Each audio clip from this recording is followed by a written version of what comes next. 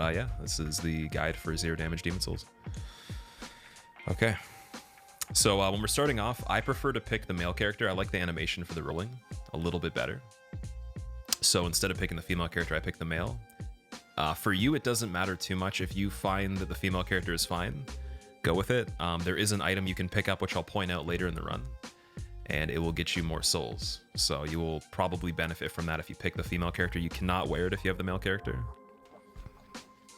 So we're going to go with male character. We're going to pick the Firebomb as the starting gift. And then we also have Temple Knight, as you see, as the class. So you're going to want the Firebomb and the Temple Knight. And we'll get started.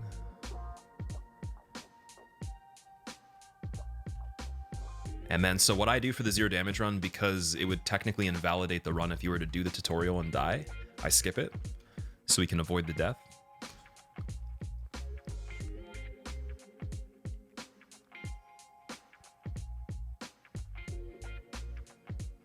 And then right when you get in here, we're just going to the first Archstone. You're gonna want to take off the armor right when we get in there too.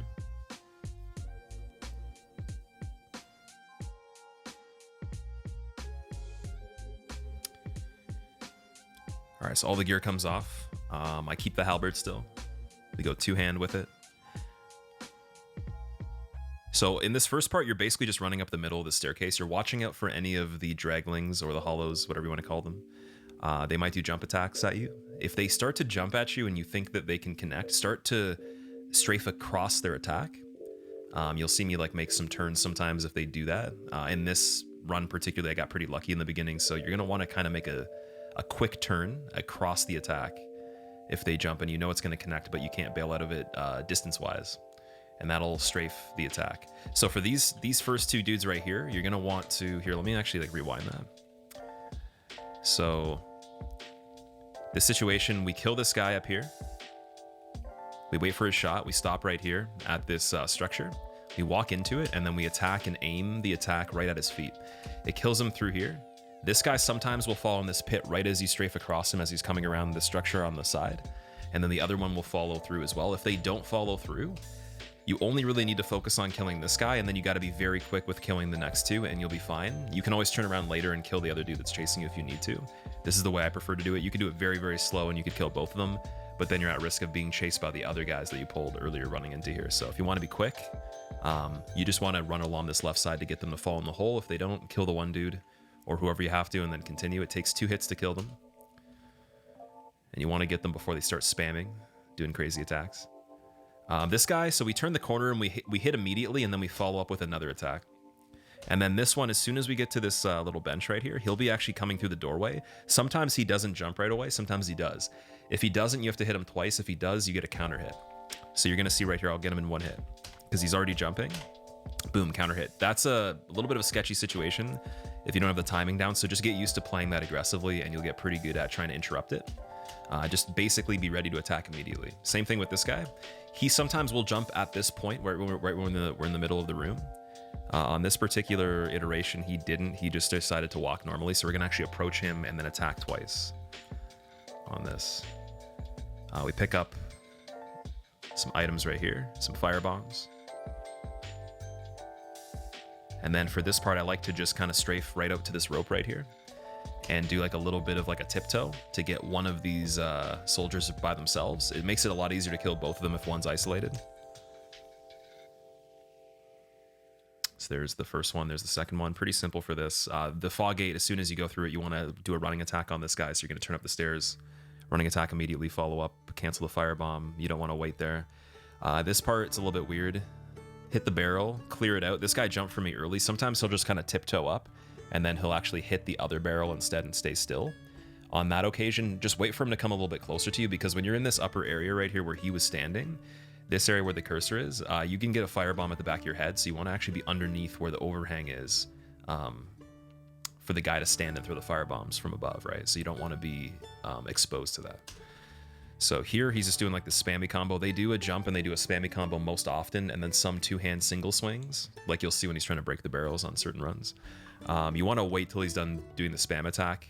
And if he doesn't do it right after a jump, he can still do it about 2 or 3 seconds later. So you're going to want to wait and then prove that he's going to do that. And if he doesn't, he might just start walking towards you again. If he's standing still, just wait after a jump. Don't go for the punish right away, because you'll probably get hit at the same time. So you got him, and then you can see the firebomb hits the floor instead of my head, and then I run up around here and I kill this guy right here, 2 hits. We wait for full stamina on this part. If we run right away, because the where we were before, there's another enemy above this area that can throw a perfect firebomb at us with the tracking that he has because he can see us. So if we wait, it'll kind of reset that whole situation, and then we'll have a full clear run right up the stairs. He'll miss us every single time. So we want that. You can see it misses by a good 5 feet. And then we just stop before these barrels right here. We're running into the wall. We're getting ready to counterattack the jump attack like we did in the first 2 doorways in that other area coming into this building. And sometimes it doesn't happen. Sometimes they just walk up slowly and they stop. Right here I got the counter hit, so I was ready. I'm staying a decent distance. I'm right parallel with the barrels, because if I go too far past the barrels on the left, the guy that's above this area right here will throw a firebomb at me. So I don't want to get too close to him and then create a situation where there's pressure from both him and this guy. So we're going to pull back a little bit. We just want to go far in enough to get him to, have his attention on us, and then he'll make his way over here slowly. He also went for a jump attack, so it's a counter hit. Usually you'll have to do 2 attacks, but just be ready to identify what situation it is. Same here. He can also jump, but sometimes he doesn't, so we have to attack twice. I bailed out of that. This situation, sometimes the guy will walk out of the doorway that is closest to you. Sometimes he doesn't, so I hit through the wall while keeping my body behind the wall just in case, so I don't get firebombed through the doorway.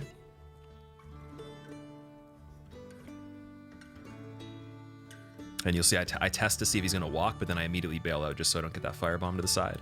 Kill him again from the wall protected, then I go in and I get this guy when he's have his guard down. Get the ball to roll down. Here you're just getting this guy to come towards you. You don't need to bait a swing out, you can just attack him immediately. There is a situation here though where this guy that's shooting the bow can hit you in the back of the head if your head is too high with the line of this staircase here. So you want to be like kind of concealed in here before you start running up. And as soon as you do, you expect an arrow to come through here, because he will hit you half the time if you're not ready. So just make sure you know that that can clear this distance right here and hit you in the back of the head before you can see it. And then we just check for that. We bait out 1 more arrow all the time just to be safe, because these guys can fire on a moment's notice and they can trade with you, where you attack at the same time as they do the arrow, and that's not good, so we don't want that. This knight right here is probably the first more serious enemy that we're going to deal with. He does a variety of different 3-piece combos where he'll do 2 swings and a stab. He will do some bigger swings with less follow-ups, and then he'll do a running attack as well. We're trying to see if he's going to do the running attack or he's going to do the 3-piece combo, and then we're going to run around him and do a backstab. So he does the lunge, and then we just run around, backstab. If he does swings, just keep running in circles in front of him at about a foot of distance just to bait out the extra attacks. And once he does the 3rd attack with the thrusts, then you do the same thing I just did right there, and you're fine.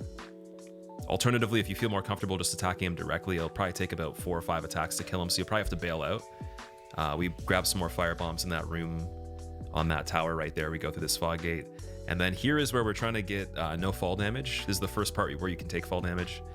You want to vault over where this moss is right here. And if you land on this structure below, you will not be able to take any kind of fall damage whatsoever. You just want to make sure you have a clean fall on there. Grab the thief ring. The thief ring is going to keep us from having any footstep sounds in the run. It's going to be super helpful for particularly old hero, flame lurker, and a little bit for other bosses like Fool's Idol, stuff like that. So we get that, then we do some headbutts or the guard breaks, push Ostrava off the ledge as bait for these guys, and then we wait to see a clear path at the bottom, switch the halberd back out, have the ring on, and then we move through this area right here really quickly. And because we have the ring, the 2 enemies on the left side won't follow us. And then once we get to the staircase, I screwed this up on the run. I was still sprinting, and I shouldn't have been. So before you even get to the staircase, start tiptoeing and go on the left side of the doorway. This guy's more biased where he looks more to the right, so if you actually go straight, it looks like you can get a backstab, but he'll turn around every time, so just go a little bit more to the left and then sneak the backstab in on the left side, and you'll be fine. If that doesn't work, just do what I did right here. 1, 2, 3, and then see, I get a bit greedy here, I think. I can't remember for sure, but I'm pretty sure I got greedy. Back away at this point and then reset for another attack where he's open again. Oh, no, I backed away. I did it the right way. So this is smart. I waited out all 3 attacks, and then I went for another one. He shouldn't do more than 3 attacks. rule of thumb. So we're gonna grab this soul right here. This guy doesn't matter if we backstab him or not. You can just attack him. He's pretty easy.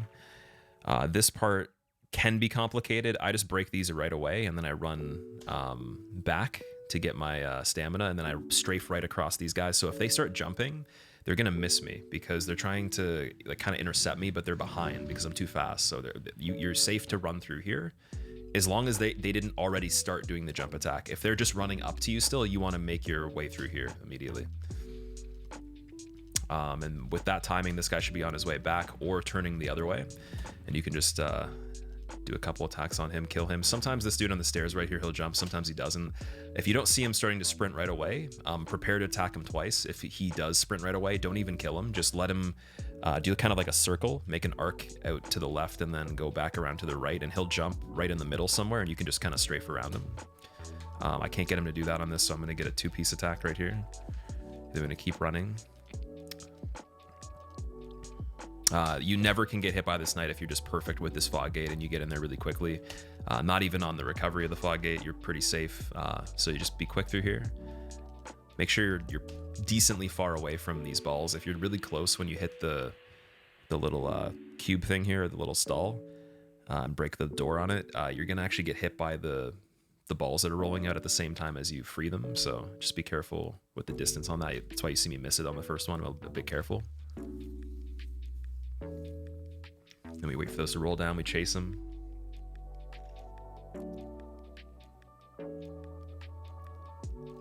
This part is also similar to the intro where there was the two swordsmen right after that room with the jumpy guys and the tables, where I want to bait one of them by themselves and get the other one isolated after that. So we don't want both of them to see us. So tiptoes as soon as we get up that staircase through this grass on the right side here, and then you should be able to just stop and that guy will see you, but you can get it where the other one doesn't. It's a little tricky sometimes, so just be very careful, be very slow.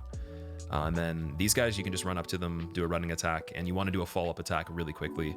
If you have no stamina left and you're on your second attack, they can block your attack sometimes. That point you need to bail, so you shouldn't be staying in front of them. So you don't expect that you can kill them in 2 hits every time. Sometimes they'll block, so be ready for the block. This guy, we stay far away because there's a dude with the crossbow on the bridge. We don't want to get hit by an arrow, so we kill him a little bit further back. Then we chill on the left side here, waiting for the Hellkite Drake or whatever the dragon thing is to come through the bridge. And the reason we're doing this is we're trying to pull him from the area where we need to get items from, but we want him to repeat this segment with the bridge twice, so we need him to actually start doing the fire, and then we need to leave. And what's going to happen with that timing is we're going to get over to where he normally would be, but he won't go back there yet. He'll actually make a second trip and do that again. And that'll give us just the perfect amount of time to get these items, get the, I believe it's an Archstone shard on the lower part of the cliff here. And then we go back, and as soon as we're going back, he comes back. And it works perfectly, so we're going to grab both of these souls right here. And try to not fall too far off the cliff. Don't take any fall damage.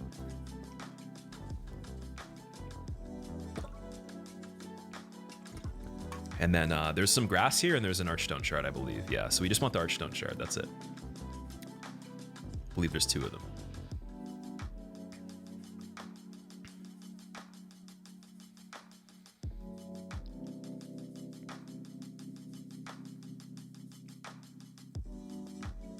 And now when you return to the bridge, you'll notice there's no enemies on it except for 2 crossbow-wielding guys.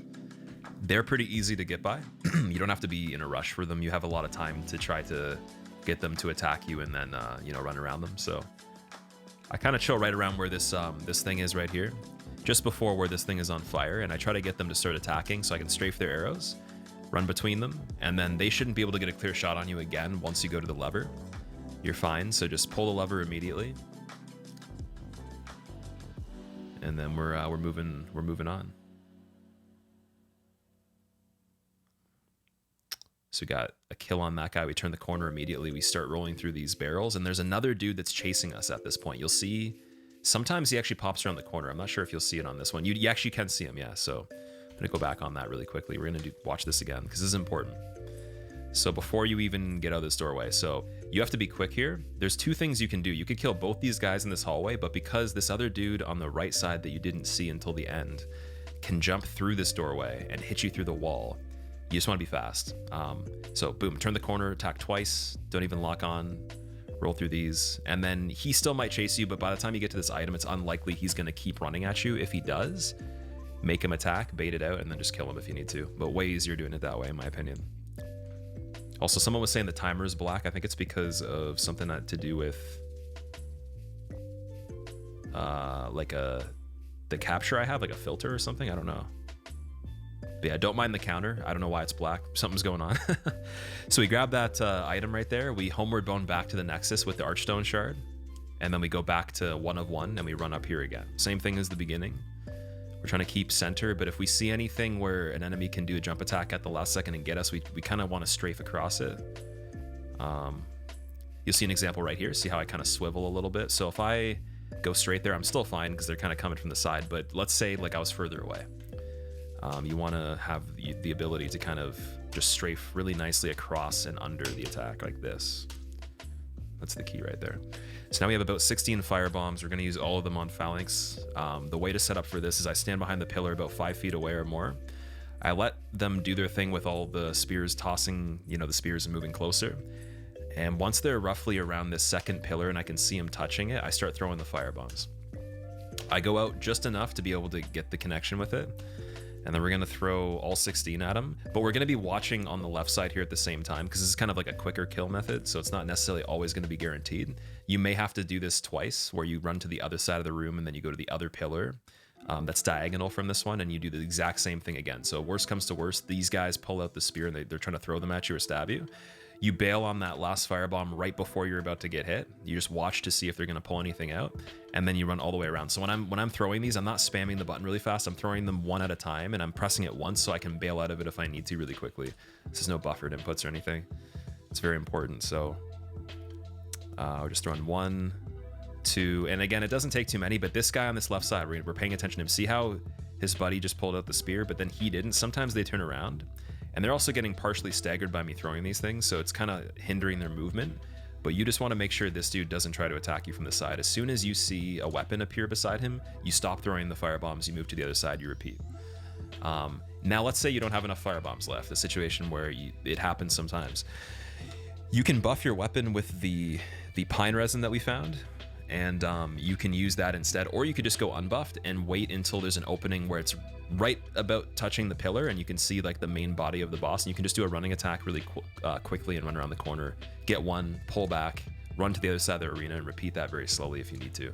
But the idea is you don't want to be exposed for too long on this because there's a lot of projectiles, so you're not going to be able to see them through the body. They're going to go through many enemies and go right to you, so be careful. Oh yeah, someone was just saying in chat, so the buff is called Turpentine, or Turpentine probably. All right, so now we're just going to the Monumental to unlock the rest of the Archstone. So pretty standard stuff you would do in the regular playthrough, nothing crazy here.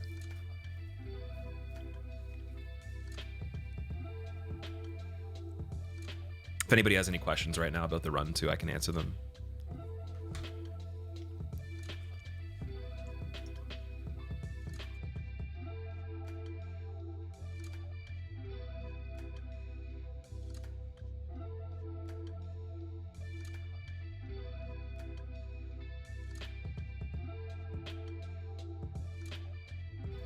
Okay, so there's the monument, or monumental, so we have unlocked and everything. Someone was saying the stamina bar is black, everything's black. The colors are because the way I'm capturing this window, there's a filter that's actually changing the green to transparent, I guess. But it's actually correcting it to black for some reason. It's some sort of chroma key issue or whatever, so don't worry about the stamina bar being black.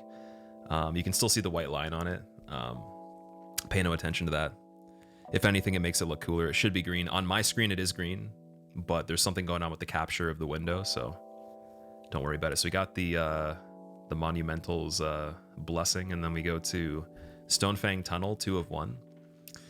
The reason we go here is to get upgrade materials for the halberd. So this is random. Sometimes you get hardstone, sometimes you get sharpstone, sometimes you get some of both, large and regular, or just one kind, large and normal. So we really want hardstone for this weapon.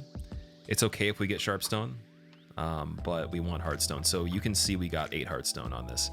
If you do get sharpstone, Because you need to buy 13 of the hardstone to get this weapon to +3, you're gonna have to pop the souls we already have in the inventory, which you may or may not see me do. I think I do it right here anyways, yeah. So that's an example of just what you do if you need to buy more. I just do it ahead of time, and I only need to buy 5 because I already have 8. So for you, if you have 0, you're gonna have to buy 13. Just buy all 13, and if you can't get to +3, then try to do it right after the next area we're gonna run through. It shouldn't be impossible to do with the +2 weapon. It should be pretty similar. Or you can farm some more enemies if you want to. You could restart the run to get hardstone if you want. But it's a lot of the drops in the beginning are going to be a combination of what you get from Phalanx and what you get from that lizard, right? So you can get +3 easily right here. Do that right away. Then we run to Shrine of Storms, 4 of 1, I believe.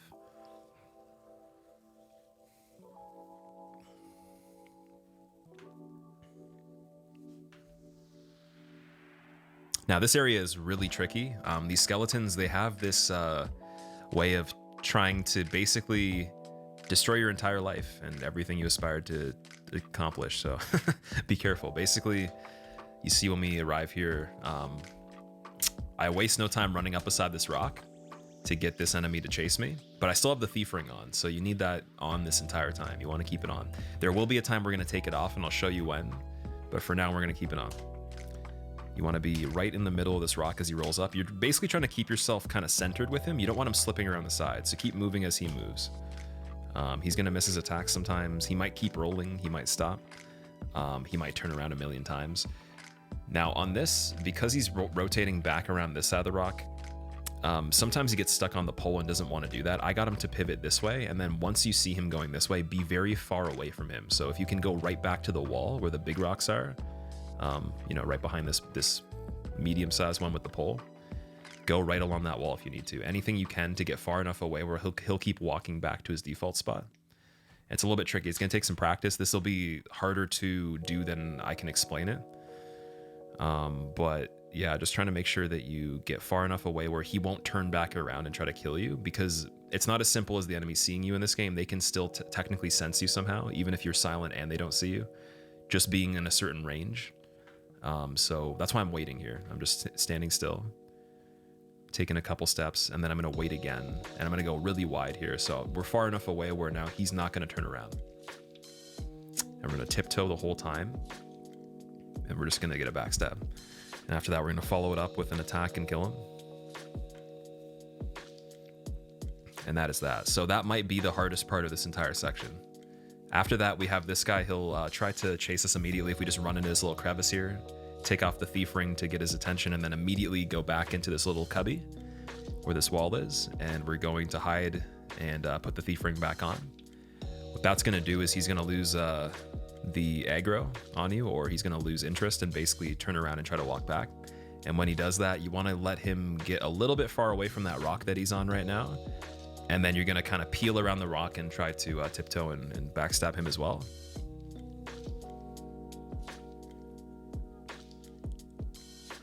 And I wait a little bit. You see, like, there's a hesitation, because if I was too quick there, he still would have turned around, even though that doesn't make a lot of sense. Even though it's not a thing in a lot of the other Souls games, this one, for whatever reason, the enemies don't act normal. So better safe than sorry. Just wait longer if you need to, as long as you're not waiting so long that he's already back in his spot, right? You want to make it to him, but you're gonna get a good time or a good sense of the timing and the feel of it once you do more of it. So I take off the thief ring again. I try to get this guy to chase me.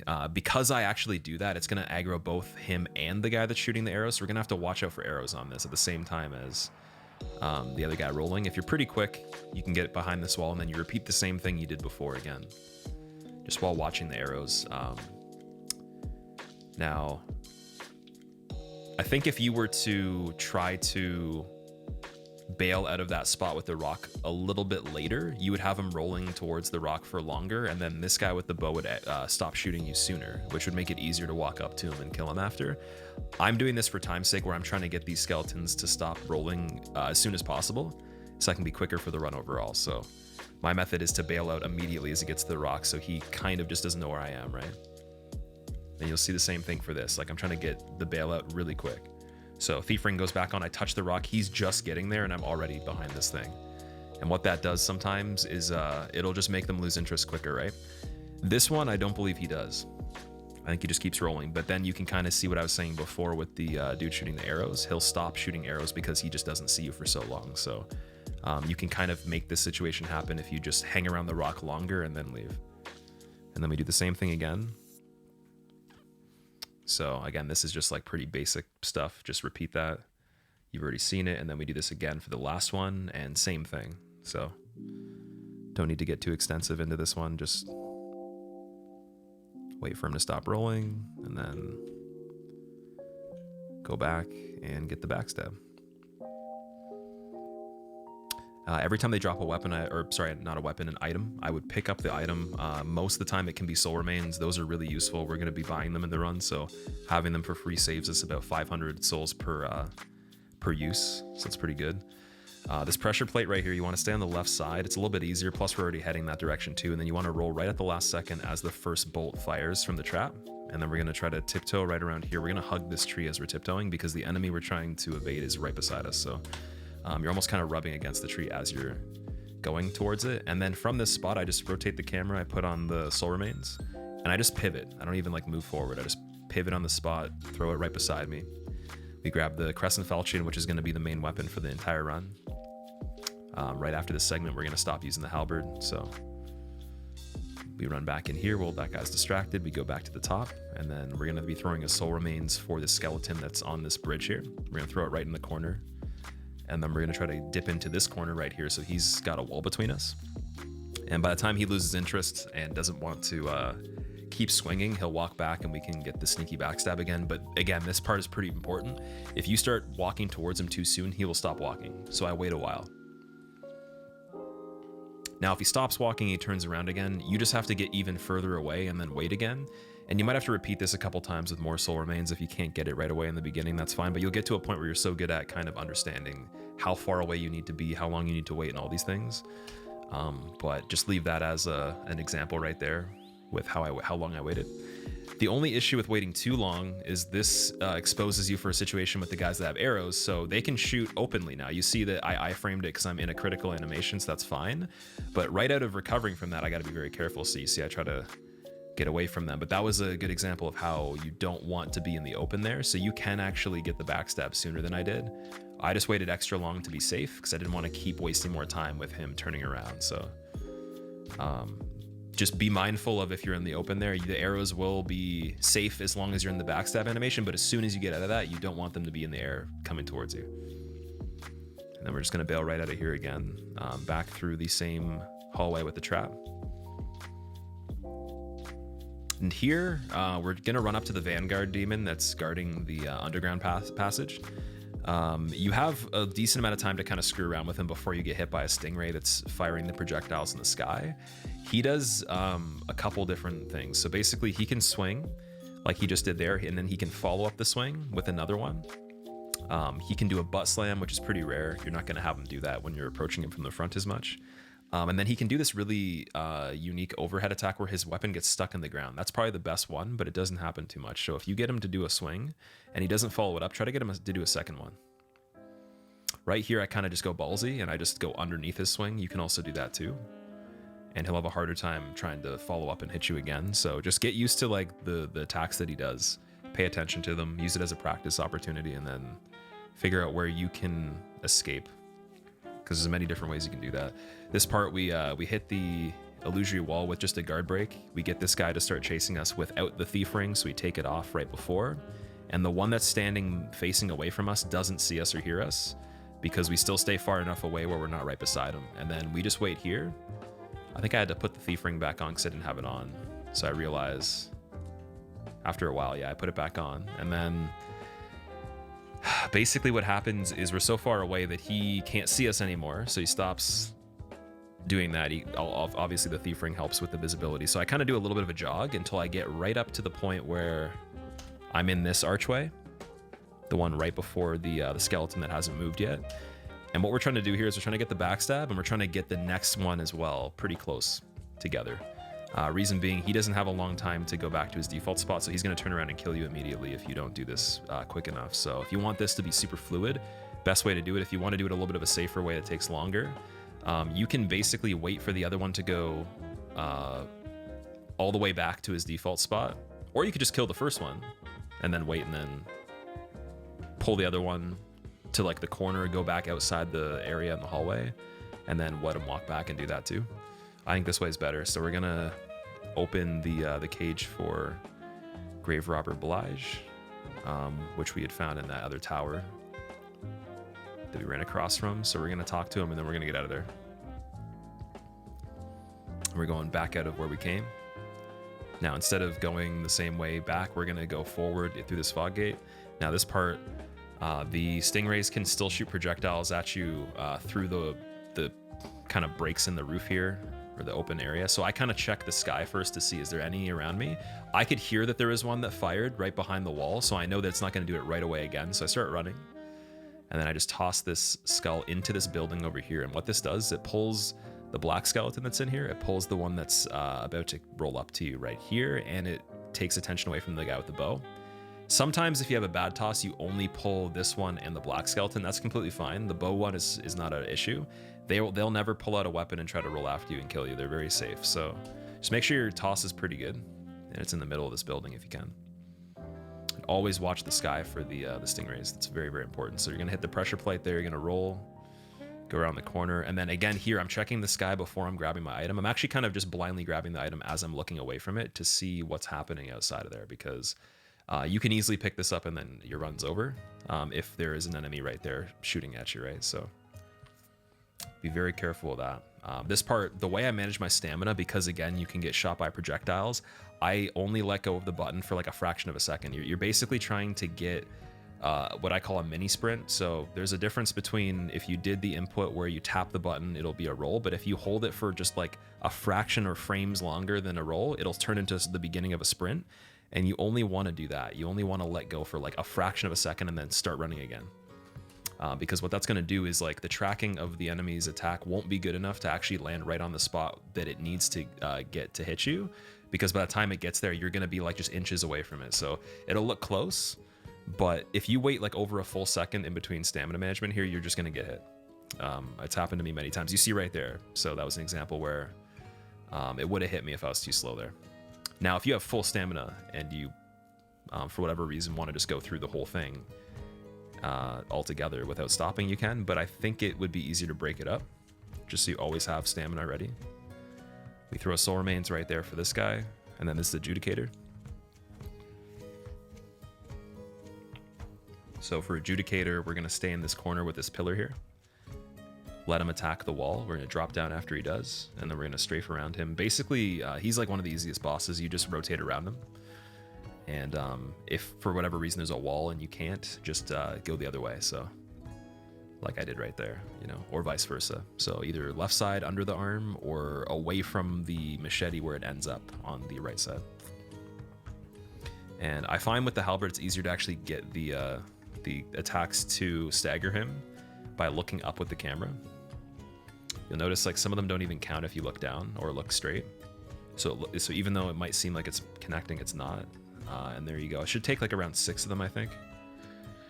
And you don't even need a buff to kill him. You can just do this without a buffed weapon. Just with the +3 that we already have on it. And you can get 1 extra attack as he's going up on the bird there.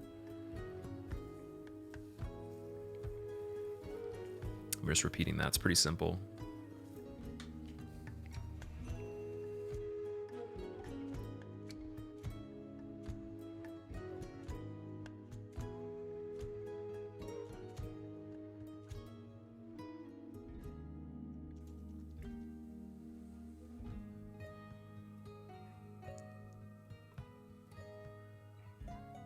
All right, so he's staggered again, and then we just give him the final blow. And that is that. So I think like so far this area will probably be harder than the first one for you, just because there's more factors in how the enemies behave and stuff, and you have to be very sneaky too. But with enough practice, I think you'll be less frustrated. It can be frustrating at first, so just take breaks and break it up if you need to. Just be very, very gradual with it. We're gonna grab the soul remains. There's 3 of them right there. Then we're gonna talk to Grave Robber Blige. We're gonna grab some more soul remains. So I usually check to see how many I have. I think you can press square. I'm just looking through other items at the moment here. because we're going to come back to them, but I think I was just checking other stuff just to be sure. So I have 6 of the soul remains. We're going to get another 6. That makes 12. And that's going to give us enough to get through the next area and do everything properly. Now, if you're newer to this run, I would get more than 6. I would get around 8 of them just to have extra, because this next part might be a little bit difficult. I actually do this earlier in the run to save time, but it's actually a little bit easier to do it later in the run. And you'll see what I mean once we get there. It's the whole situation where Patches kicks you into the hole. And we're going to do it almost in one circuit, so we don't have to keep coming back here as often. I'm going to throw a soul remains right at the wall here. And you're just trying to cut the corners of the staircases so you're not falling too deep into them to take fall damage. And then you're throwing another soul remain on the corner here. And you're going to try to hit the Grim Reaper off the side of the stairs, away from where the spectral guys are. Because what they do is they'll have like these attacks that are really slow, but the backswing of their hands and all these other things can get kind of confusing, and you might just walk into an attack that's not even in front of you. Or, maybe they're not even facing you or whatever. So I just like to kind of isolate them and knock them off immediately. You can throw more of the soul remains to reset the whole situation again and again if you feel like it's dangerous or it's getting to the point where they don't care about the soul remain anymore and you're not fast enough. Now we're going to drop into here with Patches. I'm going to throw soul remains at the roof. Over on the right side, we're just going to fish backstabs on this guy. I missed one right there, but no big deal. And then what I like to do is I like to give him a second to get back up. But I run immediately to my next location, and then I wait, and then I throw another one. And what this does is it gives him time to actually see the soul remains. If you do it too quickly, sometimes he won't, and he'll swing on the way over to it at you. So again, fishing another backstab. We're just going to repeat this until he only has a little bit of health left. Then in the middle of the final backstab, you'll see me switch to the Falchion, and then just finish him off with some other attacks. So right here, I switch to the Falchion right here. It's 3 backstabs, a 2-hand, and then we just spam in his face. Because that uses less stamina and he can't interrupt those attacks, safest way to finish it off. Let me pick up the items he drops, and then we're going to get this other Moonshade over here as well. And that just makes it a lot more streamlined for the run and efficient, because you would have to make a second trip back to this area again and clear all the enemies that we just killed a second time in total just to be able to do that later. So much more worthwhile earlier, in my opinion, especially if you can save the soul remains. And then we're just activating the door here.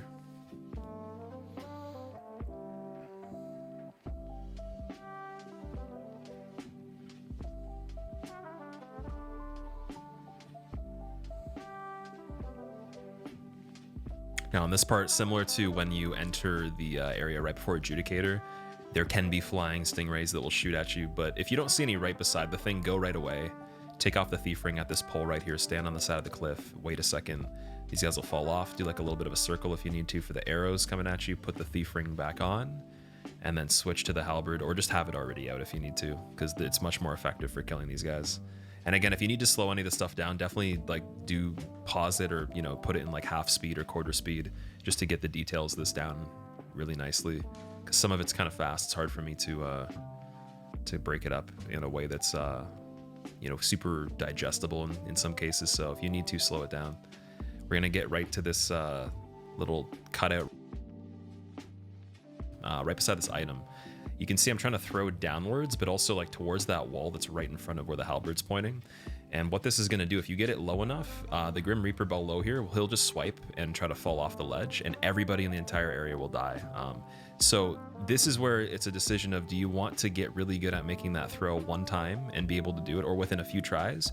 Or are you going to waste the opportunity and throw all the things and then not be able to do it? So if you're going to practice that, I would make a save file, or just like if you have a lot of faith in your ability to do it, really pay attention to the camera setup with how I'm looking. And know there's a bias when you throw things in this game. It goes a little bit more to the side than completely straight. So you always are going to have to angle things offset to throw it to the direction that you actually want it to go. It's not going to be exactly where you're aiming it. So keep that in mind. We're going to be just going around here. There's no danger of getting hit in that part. And then once we go through this doorway, we're going to throw another soul remains. This spectral dude's going to turn around. We're going to kill him, and then right after that, we're going to quickly throw another soul remains after just maybe like about 5 to 10 steps around the corner. It gives us a little bit more time to get the stamina back and get a head start so we don't get blocked on the corner there. Because if you throw it too early, that guy will walk to a spot where he blocks you, and then you can just escape.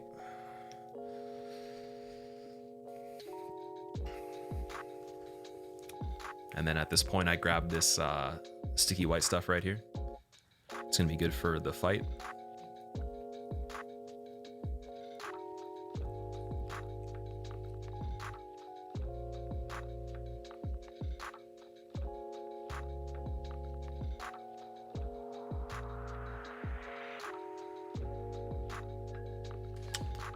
You know what? Actually, give me 1 second, guys. I'm gonna pause this. I'm gonna see if I can fix the green thing. I bet I can. I can. There we go. All right, green is back, guys. We fixed the green. Now you can see the stamina bar properly. So we're gonna put the sticky white stuff in the turpentine or pine resin, sorry, that they changed it to now in the new one. We're gonna stack those beside each other in the item slot. I don't know why that thing's popping up in the corner. I gotta move that. That should not be turned on. There we go. That's off the screen. Okay. And for Old Hero, it's pretty simple. You just basically walk up to him when he's not facing you. You attack him. I believe a maximum of 3 times is safe. You can do a 4th if you have a really early entry on it, or if he does this weird kind of counter animation where he just flails. So I try to get roughly 282 to 300 and I think it's like 60 damage maybe 340. And once this buff runs out, you just repeat the same process with the pine resin. And again, you're just staying behind him. You're really trying to aim the attacks. So we get 376 on that one right there because he's doing like that little freak out, which lasts a little bit longer.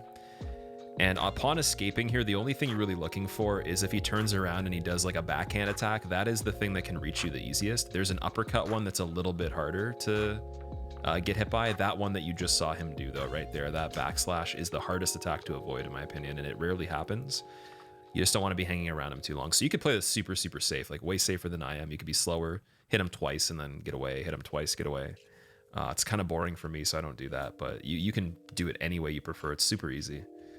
This should not really be a problem at all. I'm actually even going to fast forward this a bit because it's not really something that is that complicated, and you just wanting to keep your thief ring on the whole time for this one too, because the boss is already blind, so if he can't hear you and he can't see you, makes everything super nice.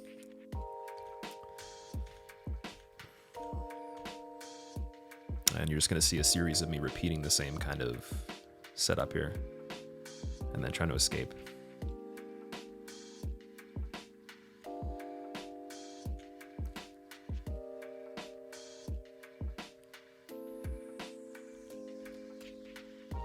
And then after Old Hero is dead, gonna go and grab this item right here behind this pillar, because sometimes that Grim Reaper that fell from that ledge that we threw the skull to bait, he actually falls down here, and then that's the item he drops. You always want the item that he drops because it could help you upgrade the Falchion. So grab that. Grab the holy arrows on the stairs at the left side of the fog gate to Storm King, and then just go in the Storm King fog gate. Here on the way to the Storm Ruler, it's less of a issue with the projectiles, but you still get some of them. So try to, again, follow the rule I said before, where when you manage your stamina, you don't actually stop sprinting for more than just a full second or even a full second. You just do it for like a half second.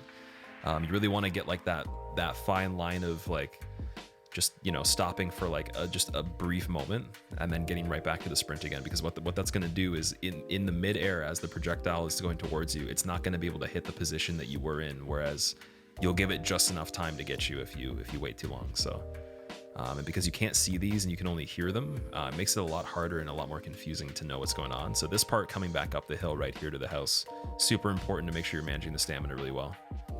As you can see, these are all just missing me by a little bit, right? And then we're getting into the safe spot, which is in the corner here between this large piece of wood and the small one.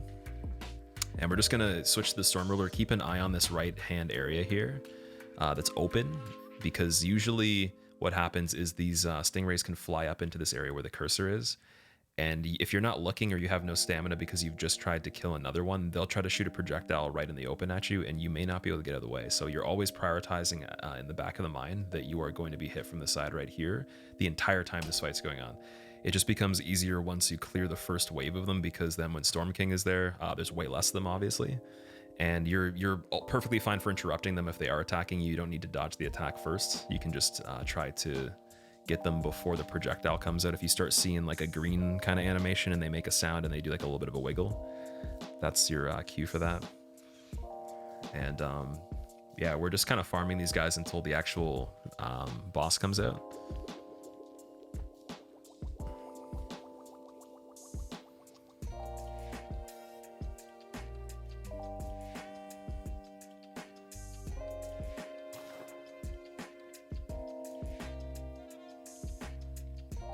And I think that sometimes you'll be waiting for a while. When Storm King comes in, he'll send out a lot of projectiles as well. I like to just tuck myself in between these two pieces of wood. I don't walk anywhere out of the corner at all until I know he's right in front of me. And then I just go for some attacks in the corner right here like that. Some of them don't connect as easily as others. I'm not amazing at like knowing where the collision will stop you from attacking and where it won't. There's some really weird ways it works, but for the most part, you can just be patient. You can get him one time every single lap he makes around and you're still good. But at the most that I've ever been able to do, I can get him 3 times in one lap, and that's a huge advantage just for like, you know, the time's sake. So as you get better at the whole run, you'll get faster at this part too.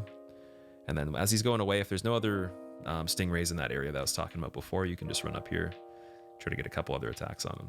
And that's where I got the most damage there.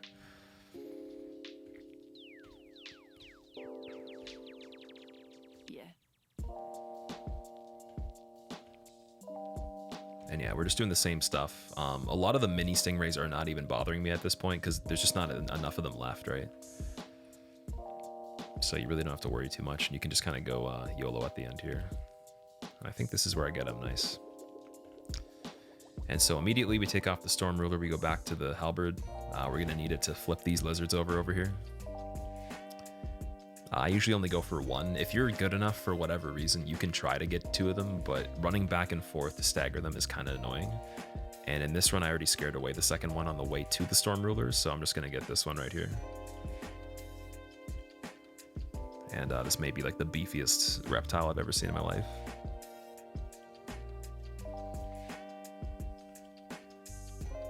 And then from there, we get some more Moonshade.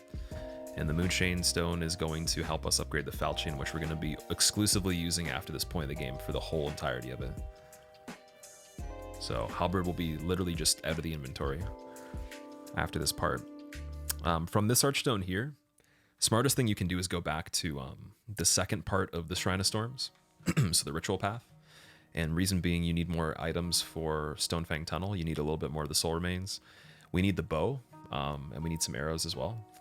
And then there's still a few more upgrade materials we need for the Falchion, the Moonshade Stone. We have probably about 6 or 7 shards right now. We need about 17. So you're going to get 10 or 11 of those. If you got all the ones you could have picked up without getting lucky, you should have about 6 or 7. I think 7 is normal, so I'm going to get 11 so I can get 17. That's how many you need. And then I have 3 of the Soul Remains. I'm going to get... how many do I get of these? Let's see. I think I go for 20.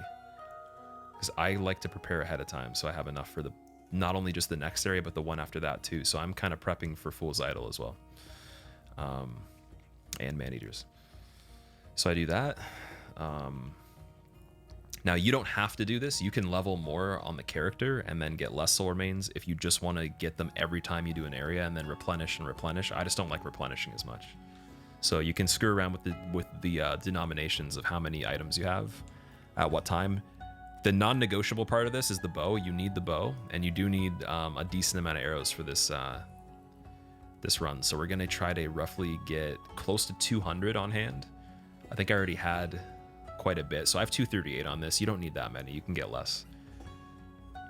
I kind of overshot it on this, and then because of that, I think I'm gonna have 2 less levels on my magic for this this next section, but it doesn't make a huge difference. Magic is the stat we're leveling next in this run because magic upgrades the Falchion because it's a Crescent Falchion, and it also scales the bow because the arrows we're using are holy, which are magic arrows. So the only stat you're actually putting in the character the entire time is magic, and then at the end I like to put in a little bit of endurance. So before we do that, we're going to pop all these souls right here.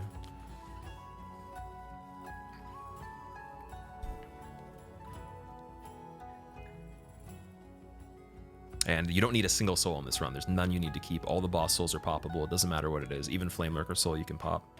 We're not making any boss weapons. We don't need it for anything.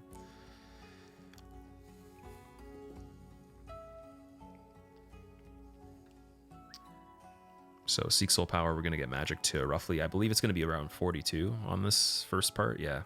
So 44 is what you want to be at. You can be 42 if you don't have enough souls. Anything in that range is fine, but try to aim for 44 if you can. And that would be better achieved by having less items from the part that I just did. So just buy a little bit less arrows, and then get less soul remains if you just want to restock them twice in the next 20, 30 minutes. We're going to go back to Stonefang Tunnel. We're going to the first part of the Archstone again.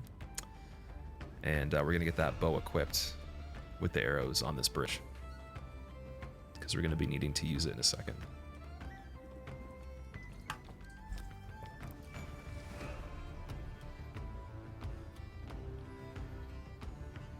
It's right here. I'm contemplating the meaning of life and wasting time while not putting the bow on. Then I finally do.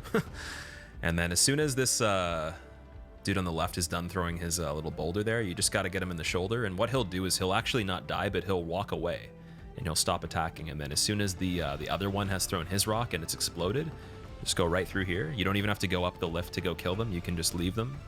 And we're going to kill all these guys right here. Be very careful if they stand up, because they can throw a quick jab or maybe even like an overhead attack with the pickaxe like that guy did. I like to interrupt those attacks because it just feels better for me, but if you need to wait them out, wait them out. I get the bow out right here. We break these pots. There's a dog in the middle of them that's visible, and then there's two that are invisible slightly behind that have to be rendered by stepping forward. And there you go, now they're there. And you can just take them out. Don't step forward more than that. You don't want them to chase you. And then we're just going to take out all these guys right here.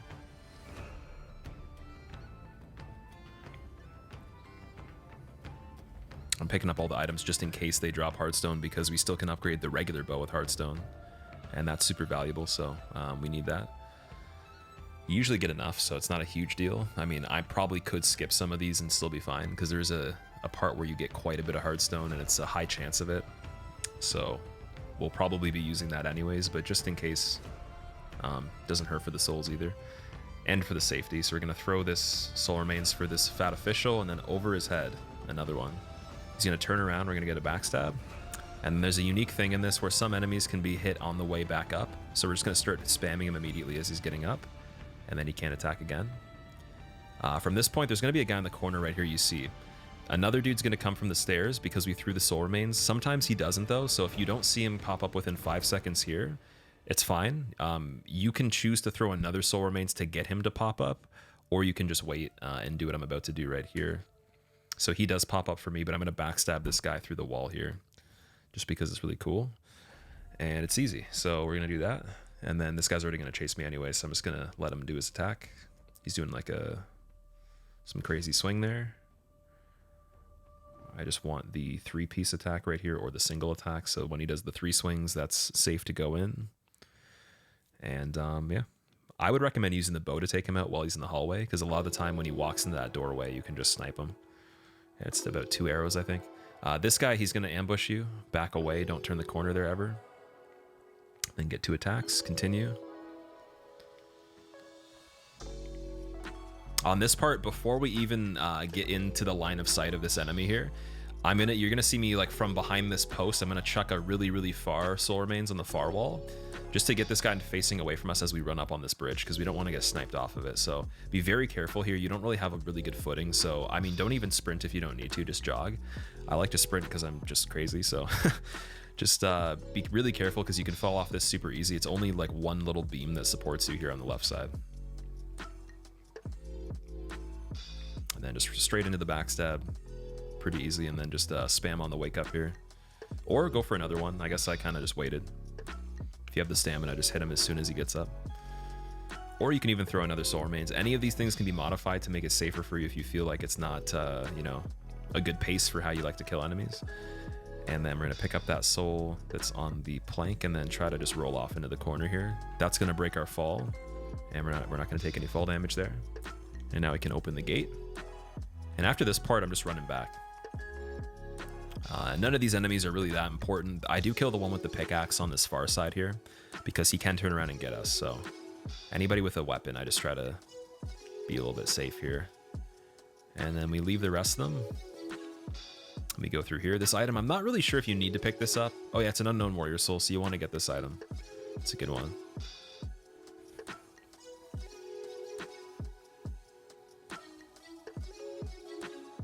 we're just doing the same thing to get back to where the gate is.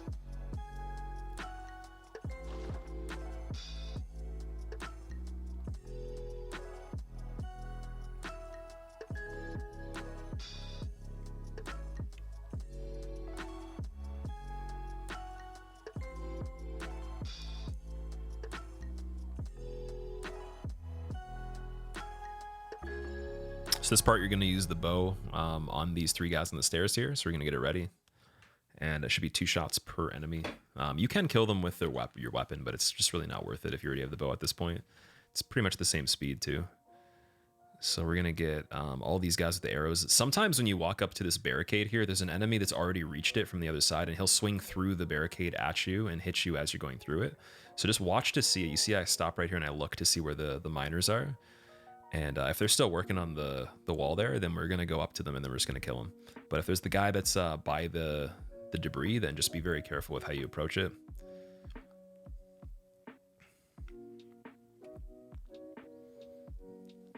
But again, you see I'm very careful just to see if they're going to try to approach me or not. Both of them try to start attacking, so boom. Same thing for the hammer guy. Just interrupt his attack, interrupt the attack, and then get that last guy. And then this is where we're going to get a lot of the hardstone for the bow. We're going to make a left right here. We're going to get this item on the cliff.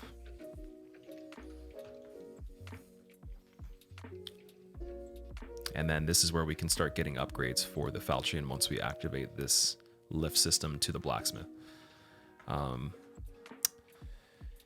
So with all the moonshade stone we've gotten and the chunks, we should be able to get +4 on the falchion, no problem.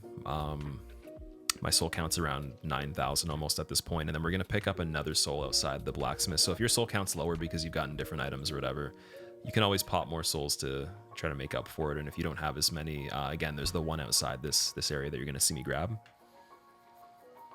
So I'm going to upgrade to +4. +5 is not important on this. We don't need to reach it. And then +3 on the longbow, if there's enough. Let's see. Yep, so we got +3, and then we're going to dip out here. We're going to get this other soul. And that's your backup if you don't have enough. And now we're just going to Armor Spider. So I'll speed this part up, still on the lift, get off. And then we're running back into this cave that we just came out of. And going into this fog gate right here. So there's going to be an ambush right on this corner here too. So don't turn the corner at all. Just dip to where the wall ends and then just turn around. Let them attack, get the kill, and then these guys in here, just try to take them out before they get you. Because eventually they'll try to turn around and start chasing you. This guy especially here with the pickaxe, he'll sneak up. And the one wandering will try to throw some jabs, so just be aware of what they're doing. I'm not sure what I think I was like maybe talking to chat or just doing something else here. Usually I'm pretty quick on this part, but then we want to get this large heartstone here. I don't even think we use it, to be honest, so maybe the large heartstone doesn't matter, but I just grab it. There might be some things that are not perfect. I didn't practice this run insanely before we actually got it, so there could be some scuffed moves on this. So bear with me. So we're going to fall off this ledge here. Going to pick up the soul that's on that one. And then get the bow ready again. This part's a little bit interesting because you're really far away from the enemies, so it's hard to see them. Just know there's 3 dogs here and you're going to have to get all of them. So the first one might not actually be even visible. You're going to have to shoot a wall or shoot the ground to get it to run to the location you need it. And you see like just a shadow appeared right there. That's the dog. They should only take 1 arrow each. Some of them take 2 sometimes. But if we have the 42 magic with the bow +3, it should be an easy one-shot kill, or 44 magic with the bow +3 should be good too. So we got all those. We're going to keep the bow out. We're going to get these salamanders off the wall. And locking on's pretty smart on this one because there's no reason not to. There's a second part where I don't lock on as much because they're going to sneak around the corner, and I just don't really trust them. So they're already kind of scheming here, you can see. So we're just going to like do the bow aim and just try to stagger them behind the wall to manage them. And then the follow-ups to kill them. And then we're safe here. That's pretty simple as well. So now we're going to the next part, where the dogs were previously, but now we've killed them, so it's safe. And all there should be in that area is just some of the dudes with the pickaxes. There's one in particular I actually had a problem on one run right before I got this run. So I'm going to point it out. These two are pretty open. This guy that's at the crank thing right here for the armor spider lift, he's actually going to sometimes like run up and try to like kind of get you between these pillars or whatever. Just be very careful if you're swinging to not actually hit a pillar. Just bail out of it if it's like too close to one, and try to hit him in the open, because you can rebound and then you don't even get the attack. So be very careful there. That one in the corner especially. There's one more dude that's just doing his own thing right there. It's pretty safe. Grab the soul, see what he dropped, and then we're activating armor spider right here.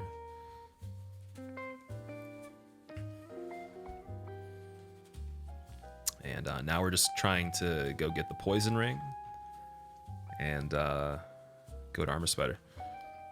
So what that crank did is it drained the lava in this area.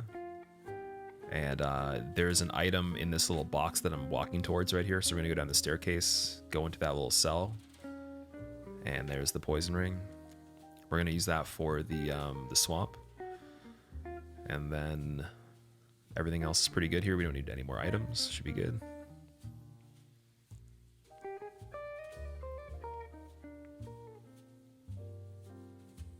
This room can be a little tricky sometimes, but what I like to do is I like the fat official to just blow up majority of the barrels close to him first. So I wait, clear out these little ones so they don't blow up beside me in case he just sneaks an attack around, and then I throw a soul remains to the left just to get him distracted as a setup, and then I throw one behind him to get the backstab. If you can't get the backstab, just be very careful of him swinging his little weapon, because the backswing of it can still hit you even if you're not in front of him. So just be very, very careful. The rule of thumb for any enemy in this game is if they're attracted to a skull or the soul remains or whatever you want to call it, they can attack directions that have nothing to do with where you are, and you can still get hit. So you have to be very, very careful, even when approaching something that's not facing you. All right, so that guy's pretty easy to kill. He drops the boulder, we wait. Boulders also have lingering frames on this, so even if they're not still in effect, like, you can still get hit, so be careful on the boulders. Wait an extra second if you can. Gonna pull the lever, going down. And then on armor spider, you're gonna notice I'm basically just rushing to the back of the room immediately. We're not really playing around with the projectiles. Reason being, if you get really close to armor spider immediately, it can't keep doing projectiles. It has to do melee attacks, and it just cuts down a lot of the risk of the fight for me personally with the way I'm doing it. So we're gonna go in here. We expect the webs. Usually the webs are the worst because there's a delay. So if you roll as if you're gonna get the missiles, you'll probably always get hit by the webs. So that's my my Achilles heel on this one, so I try to just strafe to the side to get even more clearance on it, and they just miss me by a bit, and then we get in here. No more webs are going to happen, just some more projectiles, and then right after that you can see the arm attack starts, and we just want these arm attacks. Eventually, after enough of them, there's going to be a slam, and you just stand right in the middle aligned with this thing I'm hitting here, and you'll notice it'll just miss you because it only slams on the outside, and then you just try to finish off the fight here if you can. Usually there's still one more round of attacks, and then you can just get two more, and there you go. That's 42 magic, so if you have 44, you'll probably do even more damage. And that's armor spider. It's very quick. I don't really see a point of fighting it for longer than that in general, so no other method to me makes any sense, like using the bow or anything, because you're just increasing the amount of risk on it, so I just like to be fast on it. But if you have other ways you want to do it, you could hold back. There is some safe spots where you can kind of be cheesy, but I would prefer just getting in there and doing it. And it also builds a lot of confidence for the other stuff that's very hard to do in this. So it's good. Just gonna go back to our favorite place again, the ritual path, to visit our buddy that's gonna give us more items, because basically he's just our supplier for this run. He gives us all the good stuff. So you'll see me go back there again, I think. Or am I debating? Let's see. What am I doing here?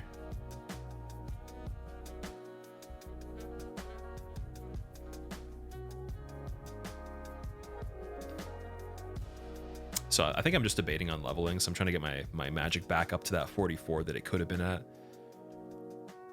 And then let's see, where are we? Okay, so we didn't go back to Ritual Path. We just went to Fool's Idol right away, because I still have soul remains here. You can see I have 18 because I bought well over 20, and I only used so many in Stonefang.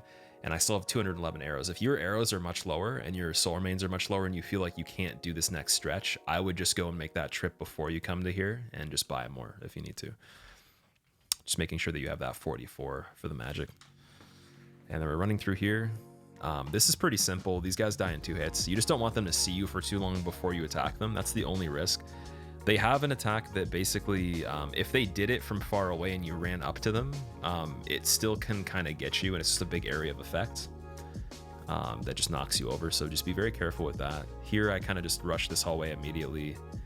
We wait for the Mind Flayer to approach, and then I just spam him on the corner. Like that. It's pretty easy. Try to get this guy that's popping out of the corner here too. Then we keep moving. You see this other one, it's just right at this corner. Hit that one, just be very quick. That's the idea here, is just moving very fast.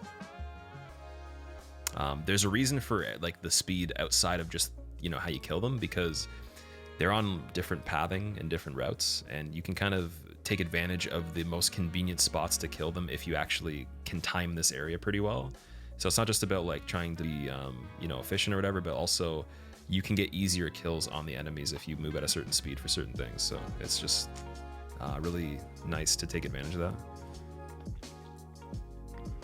So we're gonna just go back to the very beginning of where we started. We're gonna go to the right of the cell and just open this gate to continue. If you've already played the game before, obviously you know like how to navigate this area. You probably should have a good grasp on how this area is laid out, because you don't want to get lost on this. It's probably one of the harder things to bounce back from on this run if you get lost in this place.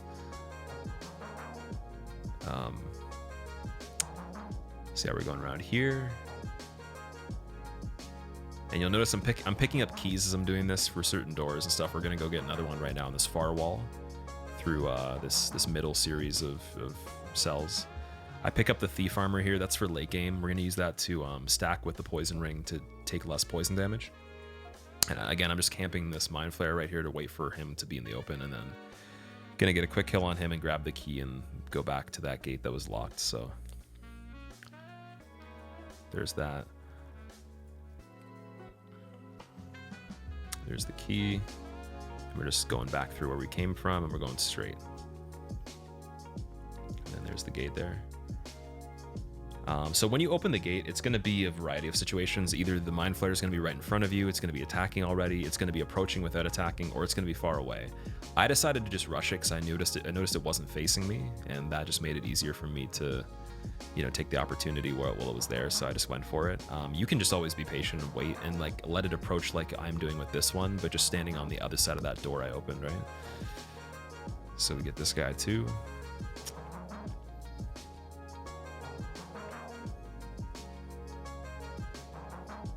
Gonna be grabbing 2 of the souls from this series of Iron Maidens here. So there we go. We don't want to open the next one because the one on the back is just a ring that we don't need. Then we're going forward.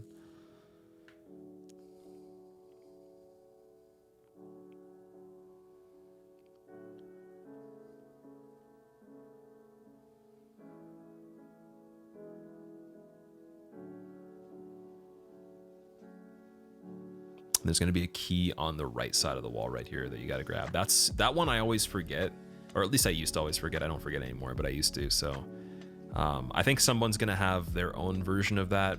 I don't know if anyone can relate to me, but I think that's an easy one to forget sometimes because you're so excited, you're caught up in just like getting to the end of the area, and then it's just like in a weird spot.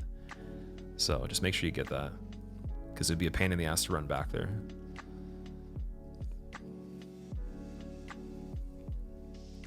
And now this is the item I was talking about at the beginning of the video when I was saying which gender you pick. If you pick the female gender, you're going to get an advantage of absorbing more souls from everything you kill if you have this bracelet on. So that's the one thing you got to consider at the beginning. Do you want the more preferable roll animation, or do you want this item right here? And the item is right beside the fluted set. I'm not sure which one is which, but one of these 2 items is the fluted set, and the other one is the bracelet that will get you more souls. So something to consider. I don't use it. I don't think it's necessary. I think that it would be really helpful if you want to like just stack more levels quickly, but I don't feel like I need them at this point. So this guy right here, I had some problems with him just running in the open, trying to anticipate when he's going to do a projectile because he shoots beams. So we actually wait on the corner now to see if he's going to do it. And we got him to stop, so trying to get him to go again. And there we go, there it is. So we're going to bait out one, boom, hits the thing, and then we start moving immediately. It's very important you do that. And then again, same here, wait. Boom, hits the thing, move again immediately. Because we don't want an attack that's to the back as we're moving through this gate here, or on the way to the gate. Now we're gonna go for this item here, as these arrows are just grazing our eyebrows. And so the way I set up for this, the way I visualize it is basically you grab the item, you wait for the next round of arrows, 2 go by, and then as soon as the 2 go by, you start running from this corner and you go kind of diagonally to this next line. That line, by the time you reach it, if you're sprinting, will be when you have to roll. So no matter if you actually know like what's going on or not, all you have to do is pay attention to this line on the ground. That's it. So boom, as soon as I get to that line, boom, I'm rolling. Doesn't matter what you do, it's always going to work. You don't have to think. It's like stupid easy. So 1, 2, and you just want to do one after the other and the other one, so to the rhythm of how it's shooting. And then similar to the last case, when you get to the item here, right before it, just right here, you're going to roll again twice. Now, after this point, it's going to keep shooting, but I don't think the arrows actually always get you because they're kind of beside you at this point. There's more space for whatever reason. So you'll notice, like, I just like kind of run around at this point. You can still roll if you want to, it doesn't matter. And then really weird thing, but I noticed if you actually graze this right here, this actually does damage the point on the end of this spear, so don't touch it.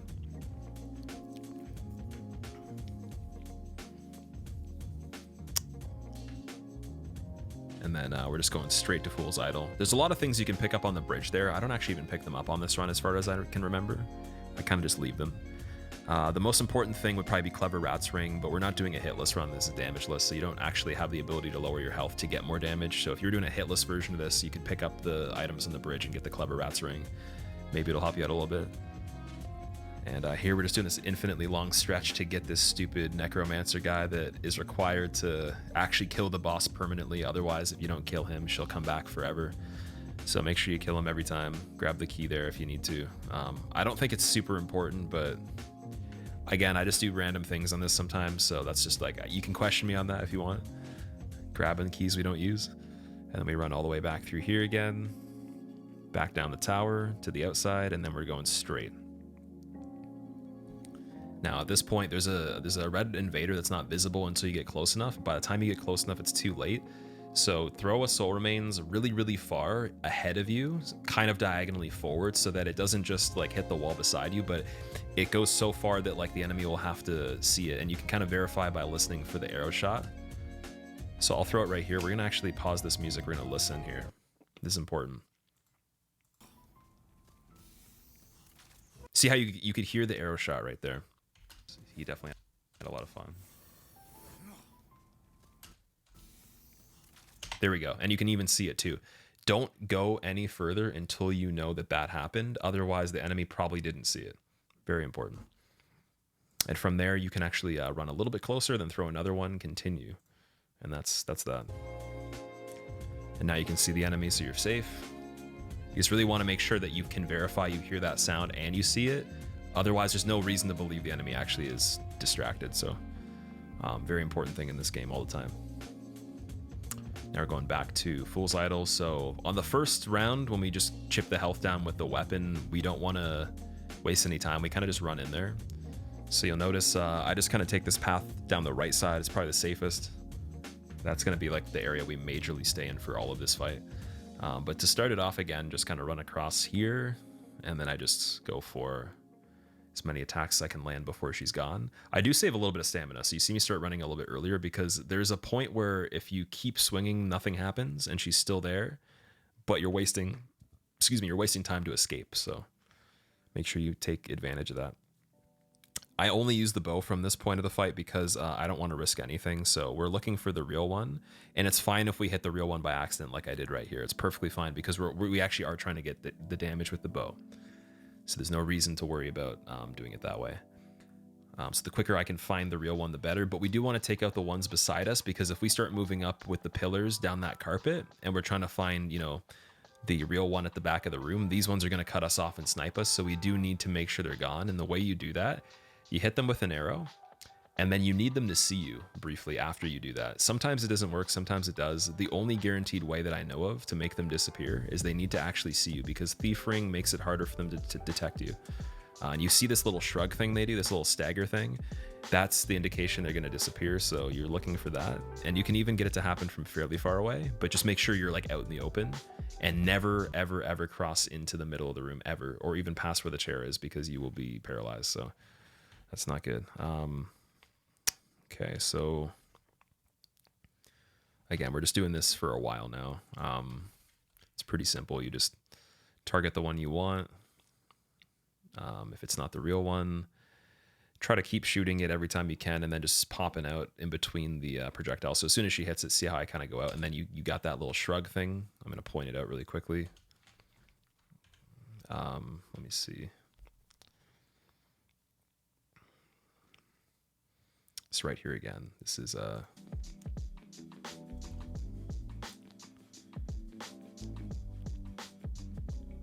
where I shoot. Wait a second. So I get one in there, and then I pop back again. And as soon as that hits the thing, I pop out, and you can see she'll do this like little like weird thing, this shimmy. You can see her like move. That's how you know it's safe to keep moving up. And then she's gonna disappear. And you're really just doing this looking for the real one and repeating it, running back to the beginning. As soon as you've made them respawn again, you always want to go to the back pillar again and repeat the same thing.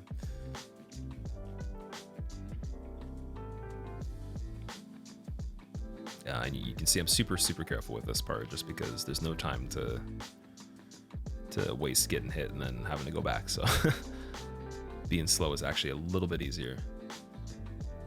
And you can see I got the real one there. You can zoom in with the bow a little bit to make it easier. Again, there's going to be a final shot you try to do that won't do anything, even if she's still visible. So keep in mind, not every shot's going to do damage at a certain point. So just get back to your safe spot immediately. Prioritize that over everything.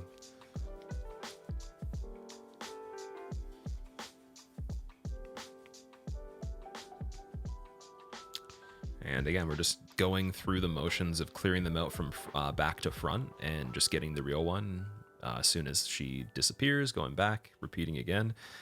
And that is the Fool's Idol.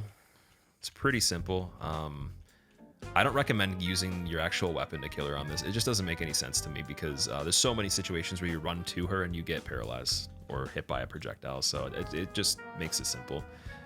So we go here, we're on their way to Man-Eaters. We still have 16 soul remains, so we're pretty good. You need roughly about 10 or more for this area. I would say even 15 would be nice, just to have extra in case you are going to be using quite a lot more, which we didn't really use many of at all on the last area, or even any. So there's that. And this area is pretty quick. Like, it's big, but you can run through it pretty fast. So you're kind of just moving through and then killing enemies as you go through it. You're not really stopping or backtracking too much until the point where you kind of do the full loop around to the boss. So this guy should take 2 hits to kill if you have 44 on your magic. I don't think I have that yet. I think I have 43. So literally that difference of a level is enough to not let you kill him. Get the 44 or higher at this point, even get 50 if you can, and you'll be able to 2-shot them. I just have to do 3. So keep in mind that's not the normal case. And yeah, again, on this part, you're going to have a guy with a crossbow that's going to be shooting at you. I like to throw a soul remains to get his projectiles focused on this tower over here, and then we can kind of intercept and kill him, or we can just run away if we need to. And he usually will never catch up. But like, if he does, it's probably not going to be from, you know, him being too quick, probably from you just like taking too long on the next part, but pretty easy to kill him there. It's very safe. And then we're watching for this guy that falls down, and we're killing him as he lands.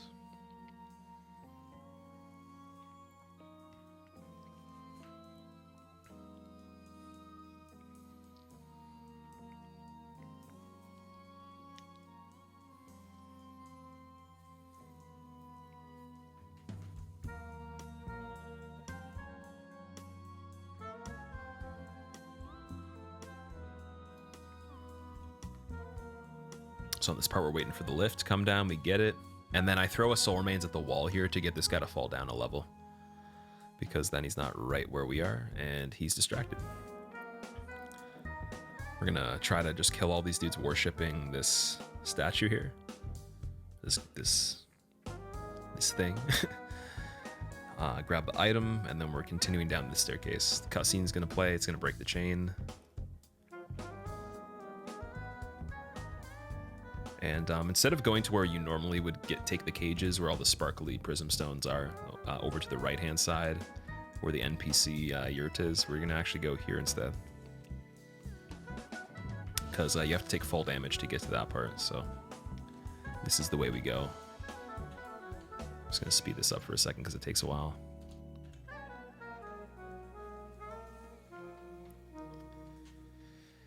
And then we get out, we kill this small dude. They die in one hit, the big ones die in two. Sometimes your follow-up attack will miss them because you're gonna knock them back by doing the first one, and you'll see an example of that, I'll point it out. So try to delay your second attack by just a little bit where you still get the follow-up, but you don't get another single attack, and you can get them pretty easily. So I missed right there, I go for a third one just in case. Just being very quick to be receptive of if things are working or not, and then compensating for it immediately is super important on these guys, because they will screw you up if you take too long, so try to be quick here. I throw the soul remains on the far hill, distracts both of these guys, and then we just sneak up, and we watch out for the jumps. So if they're jumping, I don't want to be beside them while hitting them because it could cause damage. Again, I missed the second attack on that guy because I'm too quick with it. I didn't wait a second and delay it, and therefore he hadn't bounced back to his original spot. I missed, so I went for a third attack. We grab the soul over there, we go through this doorway. And now this is going to be one of the Black Phantom Mind Flayers that are a little bit more dangerous than the basic ones that we saw in Tower of Latria, like the first part. So for this guy, best thing that you can do, run up the stairs, throw the soul remains at this pillar behind the one I just passed before he can target you. And then just get ready to get out of the way if he does, for whatever reason. He usually won't. Get the backstab, and then you can just follow it up with some attacks and kill him. Pretty simple. You can throw more of the soul remains if you need more. You should only need one.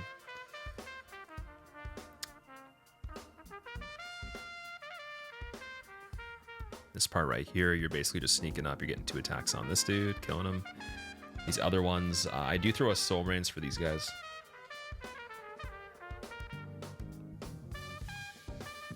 Small one, try to get that.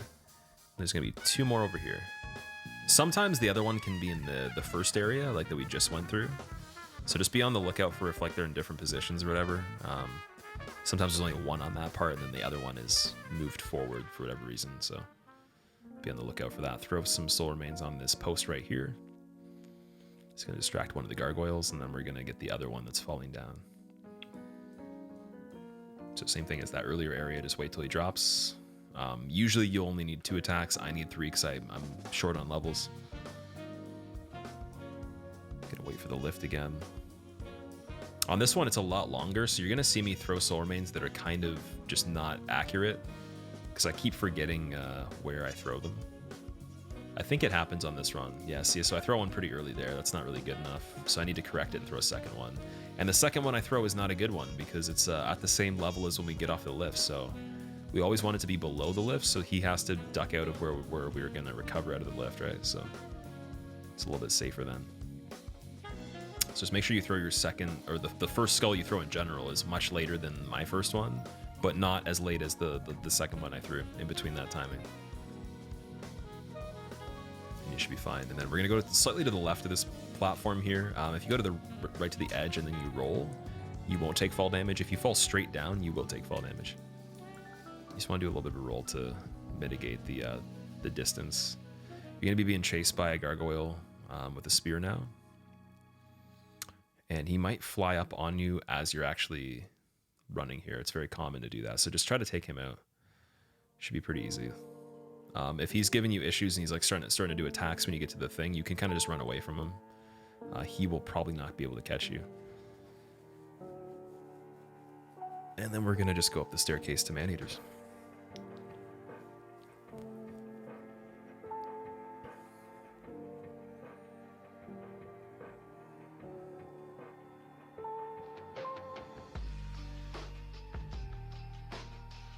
Just going to skip to the part where we're almost there. So this is where the first enemy and the only enemy on this staircase is going to be. It's another Black Phantom Mind Flayer. This one's a little bit easier because you can just wait for him to turn around and backstab him. It's not too big of a deal. So that's what we do. We just wait. Then we're running up here. Sometimes you can actually backstab him off of the staircase. But because we couldn't get that, we follow up with 2 attacks. And that's perfect to kill him. Get to the Floodgate with Man-Eaters. And this fight is just straight up. Like, I would say the best thing you can do to do this well is to just literally learn every attack they do, learn how to deal with all the situations, and you're fine. It's not a lot of information, but right off the bat here, he can do a multitude of attacks. He could do a projectile, he could do a dash, he could do a punch. So you just be ready for the dashes, because the dashes are the hardest thing to avoid on this. And you're going to see what I mean by that. And I'm going to be punishing them by basically kind of catching up to them after they recover from the dash and doing a minimum of 1 attack, maximum of 2 attacks. Those are light attacks as well. We're also going to try to go for a side goal of trying to stagger him by cutting his tail to get a little bit more of attacks in a shorter period of time as well. So right away he does a projectile. It's pretty rare, not as common. Now he's going into like some weird thing for his buff that he did with the snake. He dashed out of that instead. I tried to get the cut on it. I couldn't. I get the cut right here. I get 4 attacks. Get out of the way of the dash. And always leave enough stamina and time to get away from the dash. That's the rule of thumb for this. Nothing else will get you quite as bad as that. When they're flying pretty low to the ground, try to get away from them because they can do more projectiles and other things where you can't reach them. So punch you can just strafe if you get good enough at reading it. Get the 2 attacks right here on the recovery for the dash again. You can roll through, beside, away, or along the magic attacks. Like any direction works as long as your timing's good. I go through them because it's just easier. Less risk in my opinion. So we get that. And then the second Man-Eater comes in. If the second Man-Eater has spawned, but you still have the first one, I'm going to show you another thing we can do here. The staircase that you're looking at, that I'm on, there's a side platform on each side. On the left side, run to the very end of that and wait. If you wait long enough, they'll de-aggro, and then you can pick off the one that still had some health left. Just make sure you know which one is which. Obviously, if you've cut the tail on it, you can identify the one without a tail is the one that you were trying to kill before. Sometimes you can get stuck at the Floodgate on the far side where the cursor is here. Sometimes he'll just be like in the middle somewhere, but just make sure you know the one that had the tail cut or which one you were focusing on. And you can de-aggro them by just being on that left side of the stairs if they're still both active at the same time. And that can be done at any point in the fight. So I didn't need that. This guy spawns in, we go for the tail cut immediately, we get 4 hits. Nice damage. Go for 1 because the recovery was a little bit iffy there. I didn't catch up to him. I go for 2 here because I'm super quick on that one. So again, assessing how quick you can actually arrive at the enemy out of the dash is huge. So I kind of follow with where he's going. I try to get like a little bit of like a wider space away from him on the side, but then go kind of forward still, ideally, and then you can kind of catch up to him. And that's going to be 1 extra hit per engagement, which is just a little bit better. So there's that. And again, 2 should be your maximum on that. There's no point to go beyond that. It's a little bit greedy. Just beware of the projectiles and everything and the punches. He does a slam from the air as well. And then also while flying, he can shoot 3 beams from his tail if the tail hasn't been cut off yet. That's why we want to cut the tail. Just to make that attack non-existent, just to eliminate it. And again, this is just going to take some practice, but once you get dialed in on just like feeling comfortable surviving in the fight, you can take it the step further. Literally right after I went to bed. So mad at myself for missing it. And then that's Man-Eaters, so we're going right for the Archstone. I'm going to grab this soul right here. 2 of them. 1 for each of them. And then at this point, if you have enough of the soul remains left, continue. If you don't, go back and grab some more from Grave Robber Blige in the second part of the 4th Archstone, and it's the ritual path, I believe. The reason being, you need at least 2 per Black Phantom Mind Flayer, or the Squidwards that you see in here, if you want to be a memer. I have 5, so that's 1 more than I need. If you're really accurate, 2 is fine. I would get more than 2. I'd get 3 per enemy and have 6 if you're newer to this, just so you can have an extra one in case you screw up. It's a little bit specific on this part if you want to be effective and not get caught up in just some crazy shit. So cutscene cues, we're gonna kill these guys. They approach you and they're safe to kill as long as you're very fast as soon as they reach you. Sometimes you'll rebound, so you have to just do another initial attack, and then if you have the right angle on the first swing, you can actually go through the wall partially, but still get a follow-up. So you'll notice, like, sometimes I rebound, sometimes I don't. Doesn't really matter. And then now, once you've gotten through the couple waves of those guys, you'll see the first Mind Flayer here. Don't even let him like fully be visible. Just like let him peek out of the corner a little bit when you walk up to the spot, and then throw from here and try to aim it closer to like over his head, right? That was a perfect throw that I did. You might not get throws that well. As long as you can kind of get used to the trajectory of the soul remains, you can kind of throw them exactly where you need them. And this is why you need 2, because 2 backstabs and about 4 single attacks is what's required. And some people might want a 3rd backstab, some people might want more time, so it's like you got to factor in how dangerous is that for you. And then same thing, just want him peeking out of the corner here where he can't fully see us, throw it over his head, go for the backstab, and then repeat that.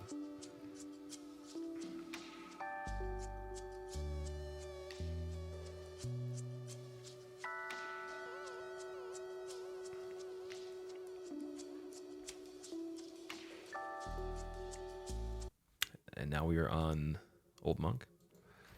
Old Monk is basically just attack, run away, always keep a little bit of stamina, and watch out for those soul darts that he throws at you, or the soul spears, whatever they are, big magic attacks. You get more damage if he's running at you, because it's going to be a counter hit, and then you just always have to watch out for when he spawns the soul mass, the little magic pew-pews.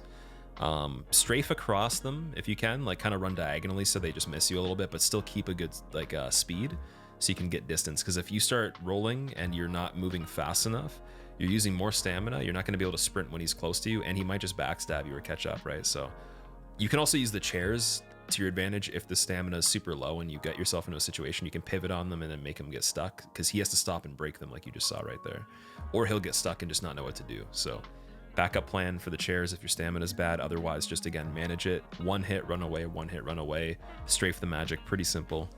Not too much else to say there other than just practice. And that is Old Monk. Then we're going to Flame Lurker. This is normally the hardest boss in the game. On this run, you're probably still going to get your ass kicked by it even if you do it this way, just because like you still have to play pretty carefully, but it's going to be easier than doing it just straight up. So I'm going to point out some details. We're going to probably have to pause a little bit to go over them, but you want to get the cat ring though. It's the most important part for this part of the run. Go to patches and get the cat ring. It's 40,000, so make sure you have enough for that.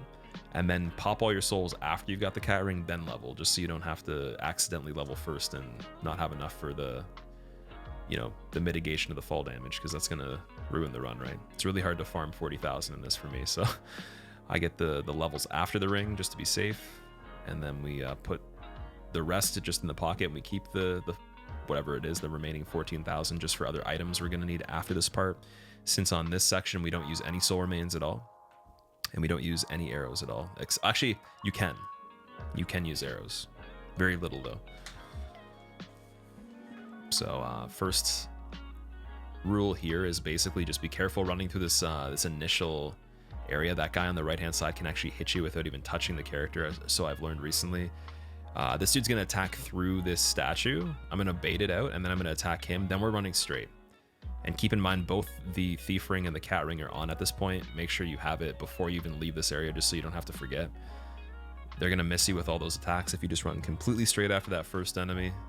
And then we're making it to these planks here, and we're just tumbling down very carefully in this direction that I'm showing you.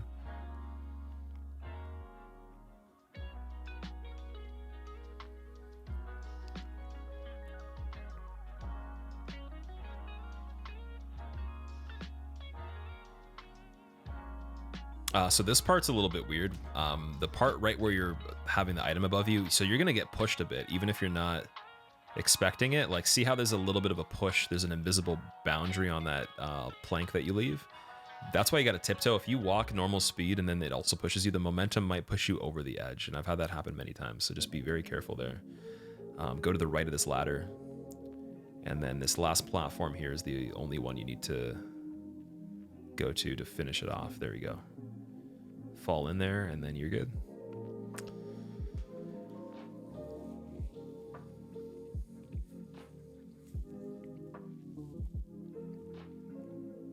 All right, now Flame Lurker right away. Some people I know, they like to use the bow to bait him, so he runs to you, does an attack, and then you can kind of go around him and get set up for this this cheese we're gonna do on him. He just runs at me normally anyway, so I just kind of like run around this outside pillar. It's always my go-to, and then I just watch to see if he's actually catching up to the character to the point where like I'm not gonna be able to escape, because sometimes he'll run infinitely and just not attack, and that's bad. So you want to watch out for that. You're gonna notice right away he's gonna basically just be running towards me even though I'm trying to hide, and then sometimes he's gonna back off because he can't see me, and it's gonna be a mixture of just being chased and also you know, not being seen, and then kind of sneaking up on him, and all of our damage comes from sneak attacks. So the area that we're trying to go to here that's important is this ribcage right behind the post that's on the left side of the arena. If you're facing the fog gate going in, it's on the left side. So peel over here and then immediately just stop moving and try to line up the pillar if you can with him as he's coming over, because the rule is always that if he can't see you, if he has no line of sight and you're already behind this, he'll probably just de-aggro and go back. So get used to, if he's chasing you from this far area where the cursor is, to just stop for a second and have it lined up with the pillar with the way he's approaching. So there's nothing that he can do to see you other than go around it, right? And then be ready for him to go around it, because he will. Not all the time, but he will. And then your go-to out of escaping him behind the ribcage is always this pillar right here. This is your best friend. You're going to want to tiptoe as soon as you get to it. He's going to lose interest for a second. Sometimes he'll attack through it, so if he does, I bail out of it if I get one attack in general. If he doesn't attack, then there's no reason to do anything or panic, so we just stay where the pillar is, and you'll see me do that after. But because right here he got himself far enough away, now he's back to his default position, and then we just sneak up. Still having the Thief Ring on, we do an R2 and an R1. I, for whatever reason, couldn't get the follow-up attack. My button wasn't working for whatever reason, so I didn't do that right away. You'll see it on the next one. So I hide behind this pillar again. That is like the key part of this. If he gets stuck, get the bow out, try to shoot him. There's a huge invisible barrier around this ribcage, so make sure that he's like getting hit like on the farthest part of his body out from where the structure is, so they don't just float in the air and not, you know, actually make contact. And again, you can see right here, he's trying to chase me. He's not attacking yet. I'm just trying to tiptoe around the pillar as my go-to so that there's hopes that he de-aggros, and you'll see him do that. Right here, he's super aggressive, so I played that super safe. I actually went behind him. And then he went for another attack. I still chilled. And now we're just tiptoeing, and you can see how it works, where he just loses interest. He's going to try to get me again as I poke out here. But sometimes he might not, so always be ready for things to go exactly the opposite of what you think. And your goal is mainly just getting him to default back to this position every time over and over, and you're just getting the R2 and the R1. The final attack can be 2 R1s. Never do 3 though. Never do 3 attacks outside of that, because he will backstep into your head and then you'll get hit. And I think this whole series of events is more self-explanatory from watching it than me explaining, because you can kind of see what I'm doing here, but really this takes experience. Like, you're not going to be able to, like, if I tell you how to do this, you're not going to just pick up the game and be able to do this. You need to understand how the boss works, like from its moveset on a regular basis, as well as also be really good at evading. So like, it's going to take some practice to even cheese him, but I feel like this is much more consistent, and there's no way to fail it if you're really good. I haven't had many troubles on it at all, actually, and I haven't even done it that many times, so that's the good news. The bad news is it might take a little bit of work to get it to this level of detail, where you're really like just in every single scenario confident that you're going to be able to make him de-aggro. Again, so you just get him to back off again, R2, R1. And then I did like a weird roll there. You don't really want to roll away. You want to sprint, because if you roll, you could roll forward by accident, since this game has a weird thing with changing the direction of where you're rolling sometimes. So just in case, just sprint. It's much easier. And we got a de-aggro again right here. You're going to have situations sometimes where he's not even in his default spot, so you have to shoot him with the bow to make him correct himself and chase you again, and then just go through the whole motion of, or the series of motions, and then you will get him back to his default. But just be really careful with attacking him if he's in a spot that just looks really far away from where he's supposed to be standing in majority of these clips that you're seeing, or this fight right here.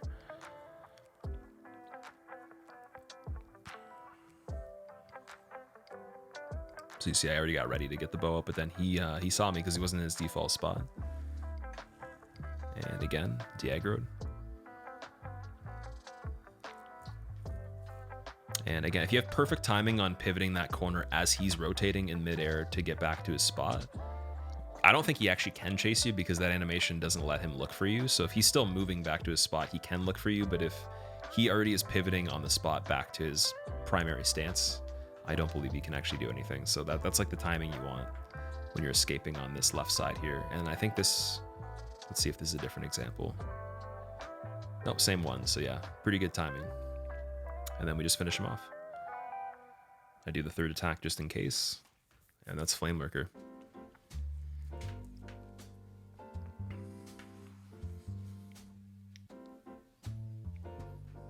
Now for Dragon God, pretty simple as well. Definitely easier than Flame Lurker. Right away, right off the bat, you're going to want to run up and then backpedal a little bit. Don't be in this open space. Be behind the walls outside that circle. He's going to punch right there and it's going to do some damage. You're going to want to run up to this first pillar. Wait for the guy's eyes to go yellow. All while keeping the Thief Ring on still. You don't want to remove that. You're going to want to run up to these posts right here and do one single hit and then dip out. And repeat that again. But you want to make sure you're verifying every time you do that single hit and go back that his eyes are yellow. And be very quick with it too. Also, the head position's pretty important. I don't care about it as much on this first part because it's super quick anyways. You shouldn't be able to get screwed if you're only doing one single hit. But you see how his head's on the right side now? When it's on the left side, I try to make my break for this next one.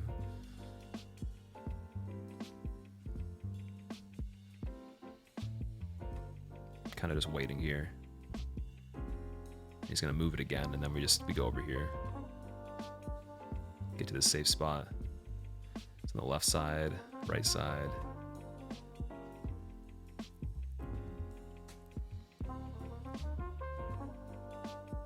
As soon as he starts moving it again, I go. Go for one, get out of there. Just as I'm getting back, he should be roaring, and then he's gonna recover. Sometimes it doesn't even switch to red if you're quick enough. That's how you know you're doing it with really, really good amount of clearance with the timing. So if he's like freaking out before you even hit the thing or before you get back, it's fine. You just got to be very fast. And if he freaks out as you hit the thing, you have to bail out of the situation. So if you know the timing has been shitty and you didn't really factor in all these things, run all the way back out of the arena to the beginning again, even behind that circle where we started for the first position, and then go all the way back to here again if you need to. That is the only backup plan you can really go with, and it's got to be realized right away. You can't waste time with it. And then for this, we've cleared out both the things, we've waited, and then on the third encounter, we've just ran right through for that second barrier. So we're going to prime the first arrow. Can just run right off the stairs because you have Cat Ring now, so it doesn't matter. Go to the second pillar here, take out these barricades. And then same thing we're doing for the first part. For the second part, it's just being patient, waiting for the head position to be good. Yellow eyes, obviously, and then so he looks over here, then I go for the next one. I go for two, and then I stay right beside the pillar.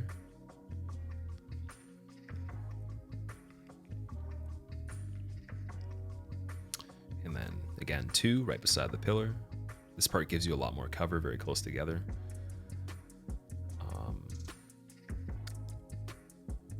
And then again, his head's moving to that direction, so I think I'm waiting here for a second. Might have been reading chat or something like that. Waiting for the second iteration of, okay, there we go. Now I'm making my move to the next one. Cancels his attack. Here you should be able to get both hits in on the barricade, then dip back to the pillar again. That's what I do just to be safe. And then you have your final stretch where there's a barricade on the stairs, which you should be able to do two hits on and run through at the same time without backing up. Once his head is to the right there, like I was doing on the run. And there you go, you're safe. Fire happens there. You're never going to get hit by it. It's perfectly fine. Second arrow. And on this next part, just because the way that his breath animates and the hitbox of how it calculates the damage interacts with the character, I don't really like to hit with the weapon that I have in my hand. I like to use the bow. So we use the bow on this to keep a distance so we don't have to worry about the confusion of if it's animating the breath properly. Seeing as there's been many times where before it even comes out of his mouth, I've gotten hit. So I just play it safe here and try to... I shoot a few of them, it staggers, and then I get the next one ready to hit as it comes back down. And then we repeat that.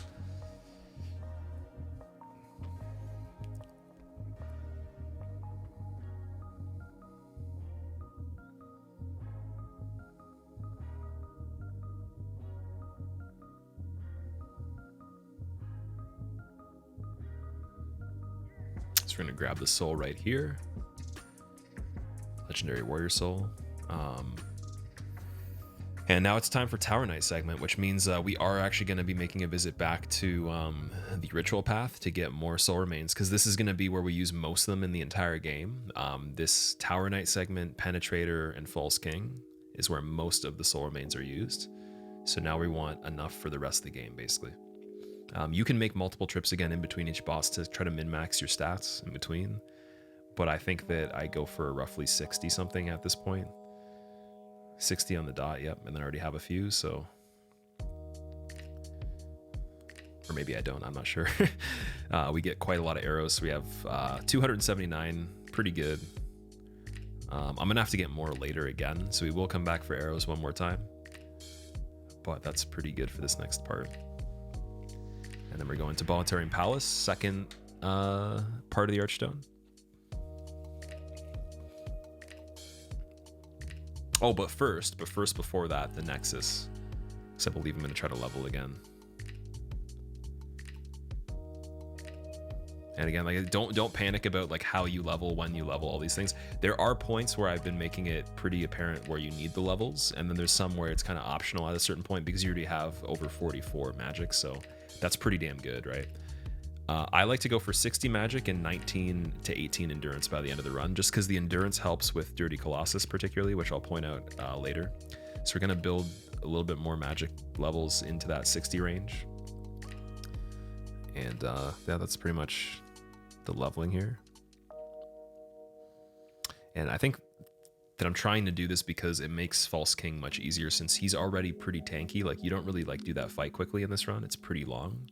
So anything you can get for damage towards that boss, because it's the hardest thing in the game, in my opinion, it's good.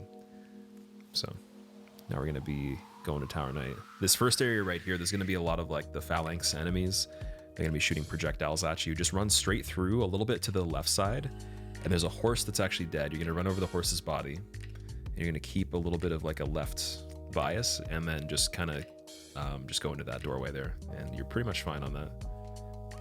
Now, if you slow down too much or you don't go in that direction, you will be hit by the projectiles, so just make sure you're careful. This dragon here, for whatever reason on this first segment of the bridge, his foot can hit you like really early into the bridge, so make sure you dip back a bit. There's kind of a reference where I use this second block right here. So there's like a wall, and then there's like this first little, you can see this first block, this second block that's rounded right here. I stand right beside that. That's safe. And then you can just kind of make your way through here.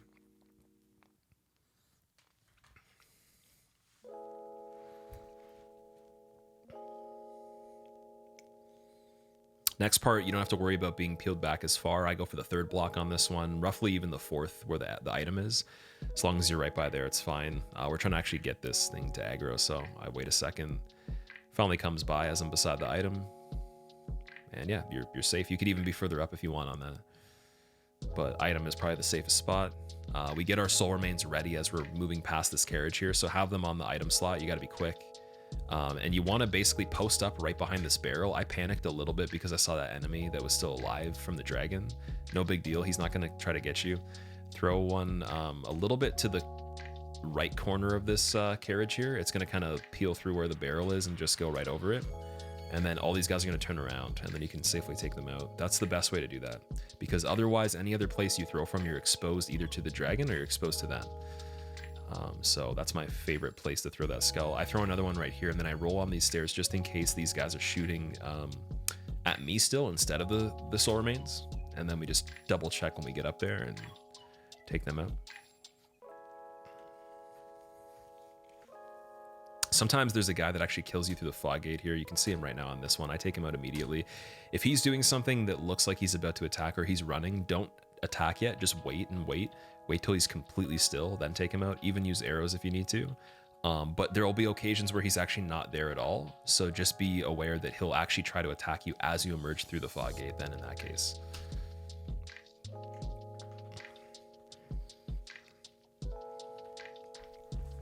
On this thing, same thing as the other parts of the bridge, we're just waiting for the dragon again. As soon as it starts going, it's going to basically start blowing fire right around where the horse is, where the crows are standing. And that's the point where you can start running. You're going to want to have your soul remains ready again. We're peeling around this this bigger carriage here. We're hugging it, and then we're going kind of like right in front of it, and we're hugging the wall up to where these two little goblet things are, these sconces are. And we're going to be trying to aim our toss kind of right beside where this knight is on this left side on the far wall. What that's going to do, it's going to take all the attention off not only just the archers down here, but also the knight. And then because we were hidden for long enough, as we're leaving here, the arrows that would have hit us from above are delayed. And you can just see that you can see both of them come down later. So that's a super, super important part. If you're having trouble on this part, it's all to do with how you kind of hide yourself behind that carriage and then the wall just before you peel out, and it's going to delay the arrows by like 2 seconds, and it's going to be enough to do everything. So I had a little bit of trouble with that originally, but we fixed it. And then this guy again, same thing as that first knight you encounter in the entire run. You literally just bait out the 3-piece combo, or you bait out the lunge, and then you go forward the backstab. But if you don't feel comfortable doing that, you can throw a skull, or you can throw a soul remains. Tower Knight, when you enter the fight, he'll do usually one of a couple things. Most often with his lance, he will poke, or he will do a backhand slash. Backhand slash can actually reach you. The poke doesn't reach you that well. You'll notice even like when I'm starting to roll here, like it's already hit, but it's like way far away, so you don't have to worry about the poke too much. It's more of a stationary attack. The backhand slash actually has range, so try to be careful with that. Always look out for it. Bait this guy first to attack. Make sure you use as much time as you need to get him to attack. Do a little bit of circle, get him, pick up this soul right here, and then on this part I switch to the bow. I don't want to be too exposed in this doorway. I want to only be able to see the enemy just slightly. So line them up with the wall. That means you're protected from this other enemy that's going to be right beside here, which I have gotten hit from before. And you're going to one-shot him, and then again, just make sure that this guy's not facing you when you're attacking, and then go for him as well, and carry on with your falchion. Now this is going to be like a management of like trying to not have Tower Knight's projectiles go through a clearance and hit you while you're also trying to manage the projectiles from the other guys and find timing to kill them while also escaping. So it gets pretty difficult on this next part to actually do all of that because they're shooting pretty frequently, but he's also like gapping over the stairs and getting magic to hit into like where you're standing. So the way you move through will actually kind of bait him to attack areas that can't clear the staircase, depending on when he's actually queuing it and where you are at the time. So you gotta be paying attention to both Tower Knight and this guy, as well as the other ones you're gonna see in the next few seconds. So again, he shoots, I kind of bait Tower Knight to hit the wall instead. I get him. And we're just going through this whole area. Keep moving, keep moving. Again, no time for the bow on this part. We just wanna be fast. So it's going to be even harder because we have to take out all 3 of these guys now. So this guy's going to be shooting right away. He does. I already see that. I see that the hit confirms on the wall, so there's no way he can actually clear this little gap right here, Tower Knight, and get me with the blue magic, so I'm safe. Go for that, guaranteed. And then here, because I don't know if he's going to be queuing another one, but I do see this arrow starting right here from this guy. I know I need another shot from him again to be safe, but I also know if I go for him immediately on another shot, Tower Knight might clear this and then get me. So we're trying to, again, just be very careful. I'm quick, so I'm so quick that Tower Knight can attack again. You either have to be extremely fast or slow. You can't be in between. Same thing for this. This guy goes. He's reloading, so I go for the shot. I'm kind of just like using the most that I can out of like the range that I'm standing away from them. So I'm kind of tapping the top step from the middle step. As you can see, I'm like actually even using the movement of the attack to move into range. I'm not actually even in range when I started. So that just guarantees that I have like the best chance of not having the character high up enough to get targeted by the magic, so that even if it was coming in, I could still roll away from it. So we try to factor in like all these little things. And then again, you see the explosion there, so he does the magic, it's fine. We're gonna wait for this guy to attack. Should be safe to just punish him as soon as he goes for it, but I wait just to make sure that I have a good chance of timing it. And then because I saw the magic again, go for it. He does another magic attack. We're rushing Tower Knight at this point right away. So you almost want to bait him on these stairs for the other one. You want to wait until he does another one and use this stretch right here, this opportunity to go between his legs. And it's going to make it so much easier because then you don't have to deal with any of the melee attacks from his javelin. And you can kind of just get into backstep or do shield slams. And then you're just getting the ankles, right? He might rotate like that. Don't panic. Don't get in front of him. Just try to be behind. And get enough attacks on each ankle to get him to collapse. When he starts falling over, get the hell out of the way. Like, just move. So you're going to notice right here, I'm going to attack. And then you see him get that stagger. I get really far away because you can get damage from just touching any part of his body when he falls. Head does the most damage, so do an R2 on the head. Should be a one shot. Sometimes you need two. And that is that. It's pretty easy. The hard part is mostly managing the time sensitivity of the projectiles and the setups with the tracking and all that, but only because you can't see everything at once. So here we have the dogs. So what I've actually decided to do here is not even throw skulls for them anymore. I just hit them with an arrow. I mean, the first one I can actually see, so I go for him directly. I actually go to this point where he basically kind of like times out for his like aggro range, and then he goes back to his default, so the game doesn't let him pass a barrier right there, and then I utilize that to kill him right here. But he runs away, so he's being kind of stupid. And I get him right there. Nice. Second one, I can't see him, so I throw a skull for him just to bring him out.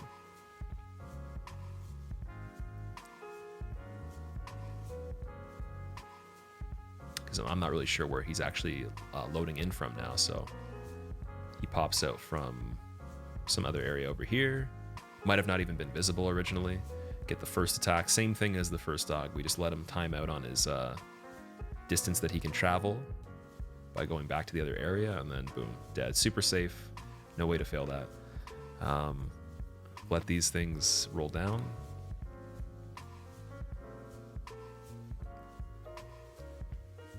And then here, you're going to have 3 enemies come out of this door at the same time. I like to throw multiple soul remains just to make sure they're actually focused on it.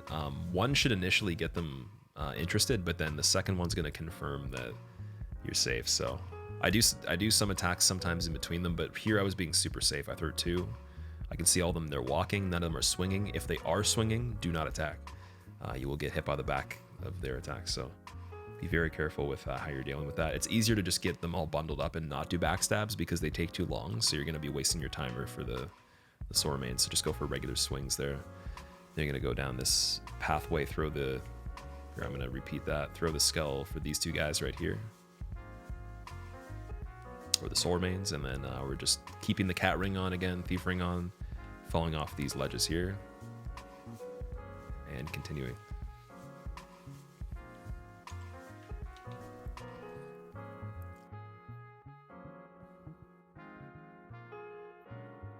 I find sometimes this crossbow guy right here is a little bit weird, so sometimes I wait a little bit of extra time to make sure he'll shoot first before I attack. I wouldn't rush him too much. There's no point at this point of the game if you're made it this far to take those kinds of risks, so play it safe, get him, run to this...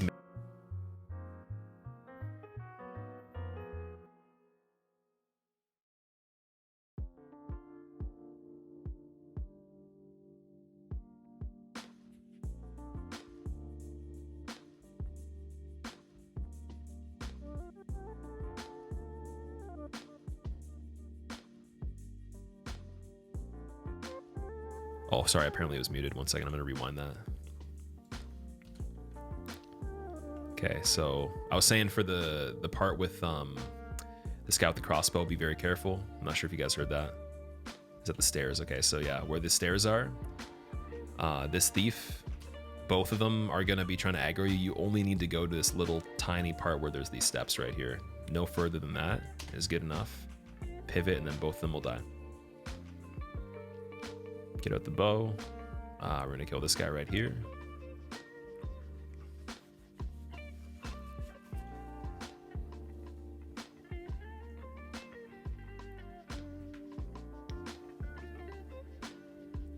Nice. Okay, and then this next part, we're going to be sniping a lot of the archers from across this stretch here. You want to be far enough back where you don't have all of them seeing you, so to kind of just stay in the spot that I'm in. Should only take 2 hits for the basic archers. And then once all 3 of them are dead, I like to go up to this next area and take out the one at the top that's sticking out of the handrail here, or hanging over it. So we get him. That makes life a lot easier. And then we go through this next corridor. It's going to be a Claymore Knight. Now the Claymore Knight is going to be walking towards us now with the timing we had on that other section, if you do it roughly in the same amount of minutes. We're going to wait for him to actually get further down the hall. Reason being, if we throw Soul Remains on that side of the hallway, there's going to be another enemy that we can't see yet that just pops in, and they're very dangerous, and you don't want to get their attention. So make sure he's all the way over here when you throw the Soul Remains, and then he's just going to do his thing where he walks into the wall, or he might do an attack, many attacks. So if he starts attacking, the only time you want to punish him is if he does a 2-handed overhead attack to finish a combo. That's it. You're not looking for anything else. You're literally only looking for one specific attack. If he doesn't do it, you keep throwing them and you keep waiting. It's not worth it otherwise. So overhead attack with 2 hands at the end of a 3 or 4 swing combo, I believe. I think it's a 4 swing combo. It's the 4th attack. So Fat Official, throw the Soul Remains on this little area over here to keep safe from the other enemies up at the top, and then just get him to turn the corner, take him out with whatever way you can. Backstabs and regular swings. These guys are going to be approaching the Soul Remains I just threw at the handrail. We already had one of the crossbow guys dead, so we just pick off the other one, get both the dudes with the swords. These guys are a little bit more dangerous, so we're going to go throw a Soul Remains in the open closer to the corner over here, and then just try to get backstabs. If this guy starts blocking again and turning around, just spam him to death. At this point, your weapon is so strong that you can just cut through them pretty easily, but don't attack if they're already ready to attack and they're facing you. Only if they're turning around. 11/12. How exciting. So I throw another couple Soul Remains at the wall right here. That's for a thief that is on the top of this platform. And then this guy, watch out for his fire bombs. We take him out. And then the thief, I don't actually like to approach him while he's doing his thing over here. I throw another thing on the far wall, and then I wait for him to walk over. If he's attacking as he's going over there, just don't do it. Only attack him if he's not attacking. That's it. Because you will be hit from behind, right? So we want Soul Remains right here on the corner of the stairs. We're waiting out 3 attacks from this guy. Overhead attack, perfect one to punish. That's safe. There's going to be another Claymore Knight over here. Same thing as the first one. We're just throwing a Soul Remains kind of high up on the wall here, outside this archway. We're getting him to just walk into the wall or do his combo. He's just walking. So unfortunately, I don't have a good example of how you punish it when he does the attacks, but again, you're just looking for that 2-hand overhead attack. Here, it's a little bit tricky to actually get the throw you need to actually attract the enemies. I got it first try on this, I think. I don't even know how. That has taken me like 5 tries before. So I guess for reference, I'm about a foot away from the actual wall, maybe a foot and a half. My head is lined up with this little fire thing like right beside, and then I'm just throwing right beside that. Camera's a little bit higher than baseline. Problem is, if you throw too far, it just goes like out of bounds for these guys, so they don't really see it. So it's kind of important. Take them all out once you've got their attention. And then this part, I don't throw anything. I just kill these guys with the crossbow.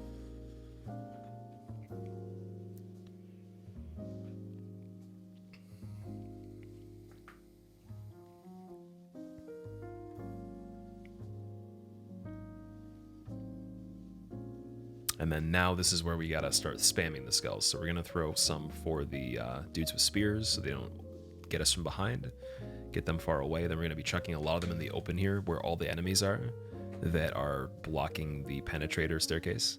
And we're gonna clear them out and get them kind of closer into the corner here by throwing these. So you're always trying to throw them really far. You'll notice these knights that have the spears won't actually chase the Soul Remains until after the cutscene. So your goal before the cutscene is to get so many of them bundled up other than those knights that when you're actually emerging from the cutscene, no one's looking at you, no one's shooting at you, no one's attacking you. They're all there, and then you can throw one final one as the cherry on top to get all the knights to go, and then you have a clear path and you're fine. So again, you're just using this as a way to kind of just move them all over in mass amounts, and then finally just clear out those knights at the very end right there, and you'll see them all charge. That guy is still shooting the crossbow. He might turn around and shoot you as you're going by him, you know, after you've gone up the first staircase. So again, that's why I always look behind me just in case. But that is one of the best ways to do that. I don't really know any other way. Penetrator is super easy. He can't hit you with any attacks at all, really, if you're just playing like this. So you'll notice on this run, I did something a bit different. Was testing doing heavy attacks on him for a while. I'm only doing light attacks here. And this demonstrates that like there's really nothing he can do to hit you other than just maybe that attack I'm dodging if I don't dodge it right. So it's a very easy attack to dodge. If you only try to punish that, that's all you have to practice. I would learn the other attacks just in case, but I mean, there's no point of killing him any quicker because it's already pretty fast. So we just take it like that and roll with it because they're kind of giving us a freebie here.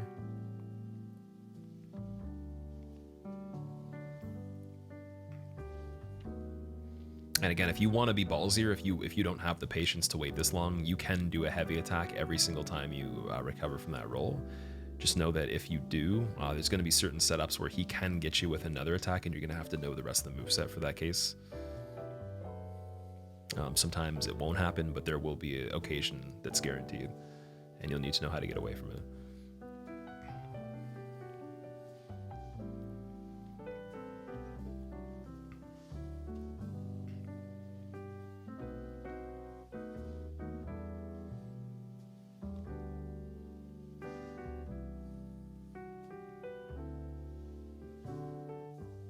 All right, so same thing, just repeated. You guys get the idea. I don't really punish any of your attacks on this at all. It's just really not worth it. And for whatever reason, this one actually did take a while. I think he started giving me bad RNG. Perfectly safe at the end if you have 2 attacks left to just land 2 on him, but you got to be 100% sure you have enough damage for it, because if there's a third left, then you're really in trouble unless you know the moveset. So you can finish him with 2 attacks if you want. Just make sure you're careful. And that's that. Now, this is probably the hardest boss in the run coming up next, and the area before it. It's a little tricky, but the way we did it here is actually nice. So I throw a soul remains at this first post. We take out all these guys with the crossbows with just arrows. So same thing for this guy right over here. 1, 2, 3, pretty simple. And then I'm just gonna kind of creep up here. I'm gonna throw an initial skull over this big mound. And then I'm gonna go behind this pillar and then throw another one again. Now you can just go to the pillar and skip the whole mound thing and just throw them from the pillar. It's probably a little bit better. I even noticed that this guy with the sword here saw me still for whatever reason, but he loses interest after the next few seconds. You're always wanting to double check to make sure they're not chasing you. If they do and you need to bail, use a Archstone Shard, or at this point you can even use the Nexial Binding if you need to. So we got another soul remains in the corner there. We're using this to see, we're using this as a test. So we're testing to see if the enemy that's around the corner inside this building will actually go for it. Sometimes it takes longer than others, so you just gotta wait, and then he'll try to thrust through the hallway. Sometimes he gets stuck. Throw it in the really far corner to the right if you want to avoid that. And then just attack him on the wake up there after the backstab. Throw 2 more of these inside the room. It's not super important where they hit, but I try to aim for the pillar. I missed all 3 times, so I just go for it, and you can see how it doesn't make a big difference. I throw another skull at the wall here, or another soul remains. I go for the crossbow guy. Thief is being kind of weird here. I bail.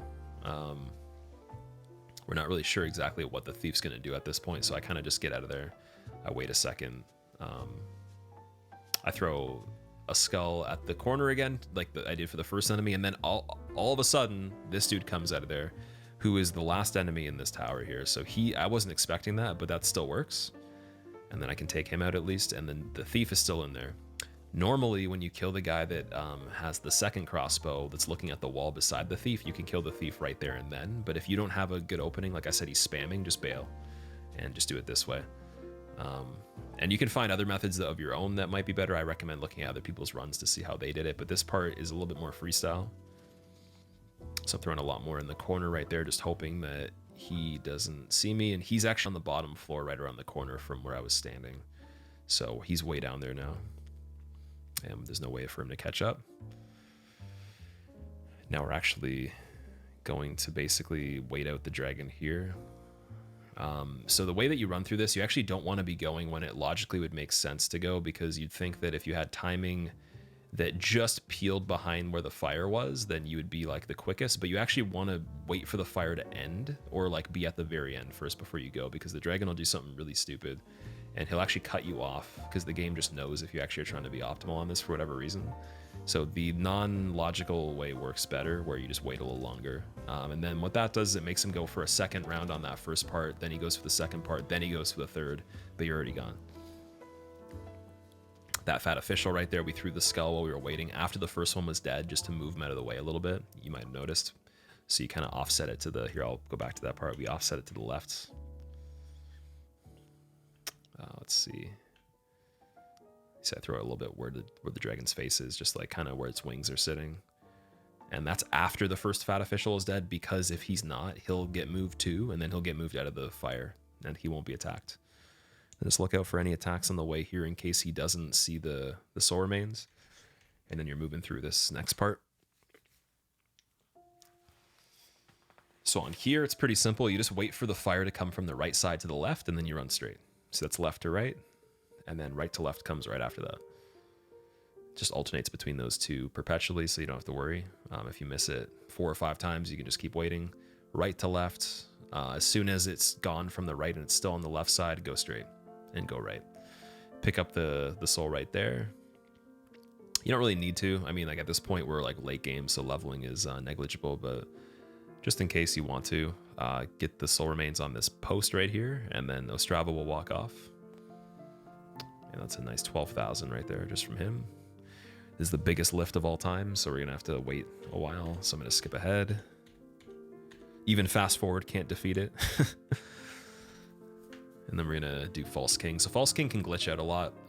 The most popular thing that the guy does, he'll do a like a dash attack, but then he'll stop doing the dash mid-dash, then do a projectile in a different direction, or he'll cancel the dash multiple times in different directions and then just end up doing something completely different. He also has an attack that looks like a regular attack that's sped up, that happens just in like the most random situations, and you'll see, I think, one of them in this fight, maybe 2. And you're kind of just always anticipating that he's going to do that in case, so you can get out of the way, because the reaction time for it's very, very fast. So I kind of have an idea of what is possible and what is not in every scenario, and I'm always ready to kind of just address it just in case. But you also see I'm kind of fighting him alongside this wall here, and what we're doing is repeating a series of punishing these charge-up attacks with an R2. And then we're kind of rolling away back from him. See, that's like one of the instant attacks right there. So it's not quite glitchy, but it's so fast that you really have to just be ready for it every time you recover from attacking him. That's why I wait a little bit. Again, punishing this back attack with an R2. When he does the charges, you're going to see one coming up pretty soon. We're going to roll into him right here. Nice. And then on that combo that he just did right before with that projectile, if he's just spamming his sword around, the third attack is the one that has the projectile. If he just does the jump like this, the first attack's the projectile. And then there's another sweeping motion he'll do from standing still that is also an instant projectile. So it should be pretty easy to avoid if you can just see it from a distance. But the one that you really got to be careful of is on the recovery, where he does that one hand overhead. And then the glitch from the dash. So we're just keeping him along the wall. What that does is it minimizes the amount of axes that he can move on, so he can't actually change the direction of an attack like after he's already decided to do it as often. So it's just really simple in terms of like where he's going to end up. And usually where he ends up is the problem with the attack glitching, is he doesn't really know where he's going. So that is a little bit helpful. Again, just trying to make sure he's going right towards me. Pivot around, R2, repeat. If he does the jump, one thing I've noticed is the jump into the projectile usually comes with the instant overhead again right after. So always get ready to roll for the instant overhead if he does that jump projectile. And you can even use it as an opportunity to reverse him. If you don't like the direction you're going in, you can actually go underneath him and around, and then just like turn him around, but still be ready for that instant overhead attack with the projectile. And again, this is going to take practice. Doing exactly what I'm doing right here with keeping him along the wall is the best possible thing you can do that I know. And that's pretty much False King, just rinse and repeat. Be very careful for the glitches. See right there's the sweeping projectile. He also backsteps when he does it too, and then there's the stationary one, so he did 2 of them. You can see right there. what I'm talking about. This fight should show pretty much every attack he does, other than the grab maybe. Grab you shouldn't really worry about too much. It's pretty easy to avoid. Just if you stay at the distance I'm at, you won't be able to get hit by it.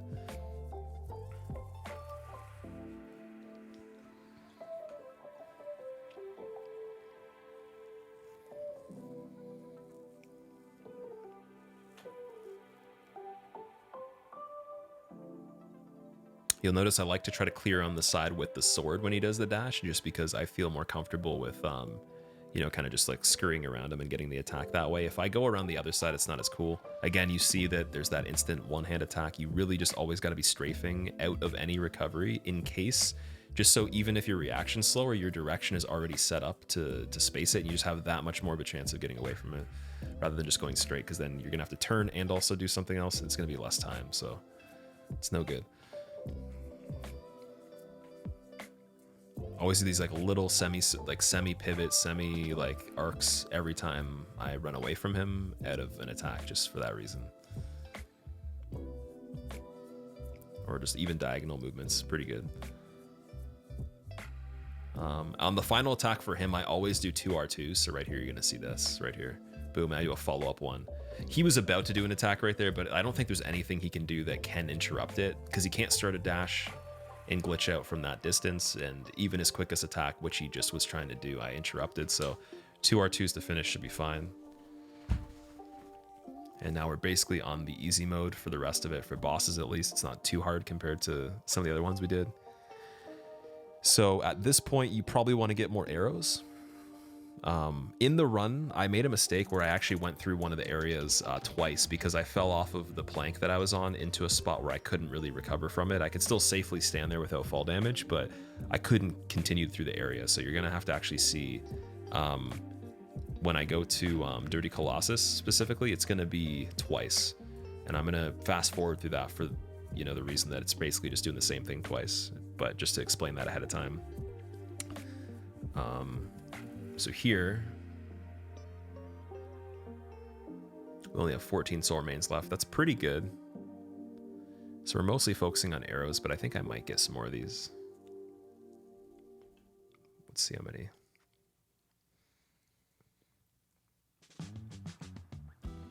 So I get another 20, just in case. And then our arrow counts at 246. Actually, wait, we're trying to get closer to 300, so I'm gonna actually get rid of a lot of the materials I have in my my bag. You're gonna want to get used to sending things to storage. Not sure if I mentioned earlier, when you're buying all the items initially for the Moonshade Stone and the Soul Remains, like the first time you get here after the patches segment, you definitely want to put everything in storage. The Storm Ruler, I guess you'd have that after, but you know, everything that you have, put it in storage so you can hold this stuff. After the Storm Ruler especially, send that away, send the halberd back, send the shield back, the talisman you start with, everything, all the armor, put it all in storage, because you're going to need a lot of equip load to handle how many consumables we have on this. And then right before we go to Leechmonger, we're going to pop a bunch of these souls. We're going to actually have to get a crystal, this little item, to basically stop him from healing. We need 2 of them. So here's where I get that 60 magic, and then I get as much endurance as possible, 19 as possible. I screwed myself here, so I don't have enough to buy the item for Leechmonger. I realized this after that.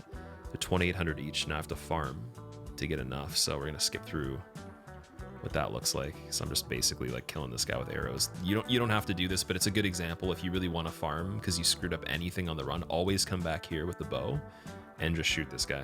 Use the soul remains if you need to for the ones that are on the top level. Like when I first get in here, I'm looking out for, you know, see the ones that are right in front of me here. I throw a soul remain, so you can do that, and then you can just snipe this guy.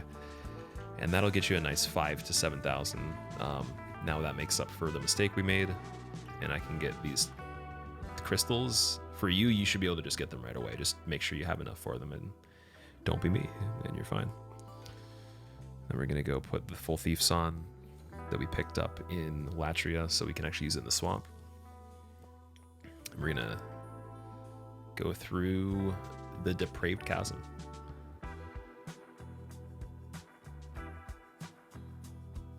Now, I remember when I was doing this before, I just shot this guy with arrows. I didn't even throw soul remains. I think on the actual run right here, I throw soul remains to the wall just to be careful, because we don't want to screw around. So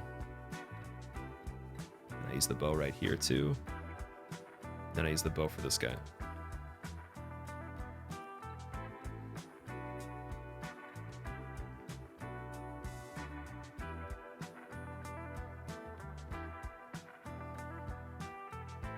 All right, so the rocks fall down there. We kind of just bait that out, get the weapon out, and then we try to kill this guy as he's waking up.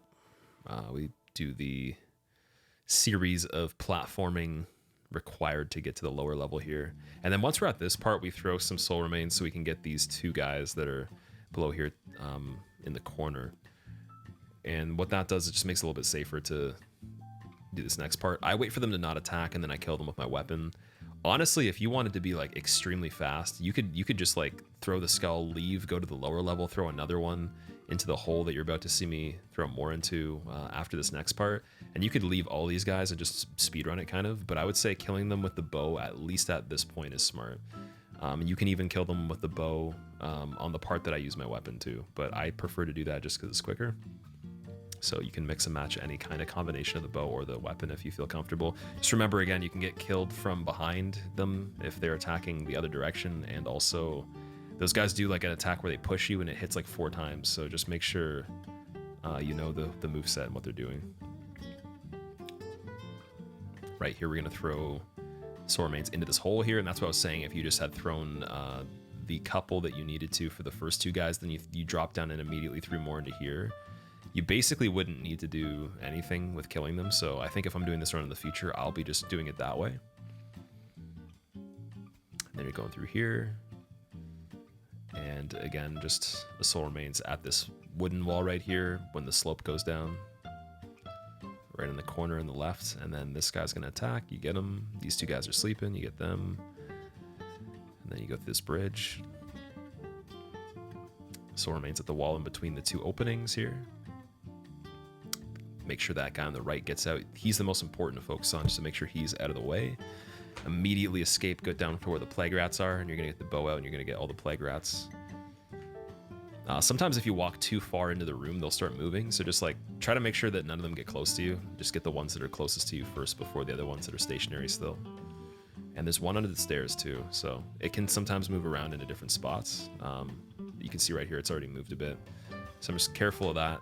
Double check, triple check, make sure there's none of them, they're the worst. And then you're just going back out of the doorway. Under here, you're baiting a trap to fall. So there's a bunch of rocks that are gonna fall right here as well.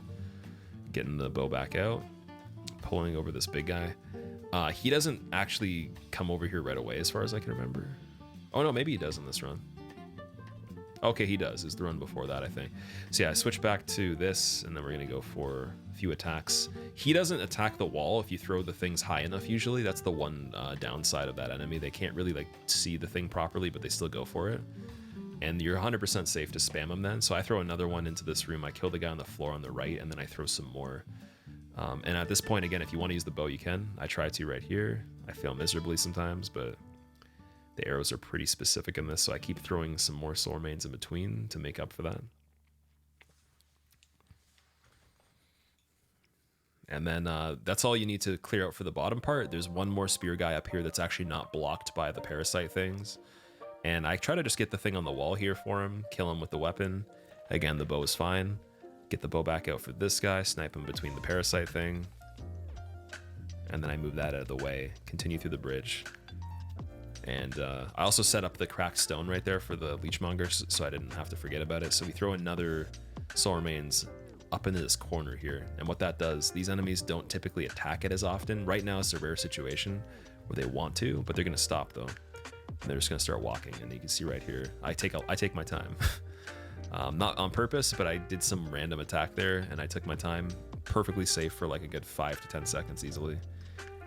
And then, okay, here's where you actually want to make sure you're not sprinting before you go in the fog gate. Stop sprinting, stop holding the circle button, and then press X and just take your hands off the controller, because if you keep doing the running animation before you go through here, sometimes it actually cues a roll without you even doing it, and then you roll right off the edge and then die. So just make sure on this part you do not hold the running button before you go in the fog gate, or even tap roll or anything. Just make an immediate left don't even move forward and you're good, because that's a death trap. So here, free aim is better because every so often you'll actually miss, like the arrow won't do any damage because the way that his hitbox is moving. So you want to just do the free aim to get every single hit to land. Throw the crystals in between him healing. So basically you only need one at the very beginning right there. I do a few shots, I throw one, I wait. And as the sparkles are still appearing there, it's still effective. So you don't have to worry about throwing them back to back. You're going to want to get more than half of his health gone, and you're going to throw another one just before he can heal again, before it wears off.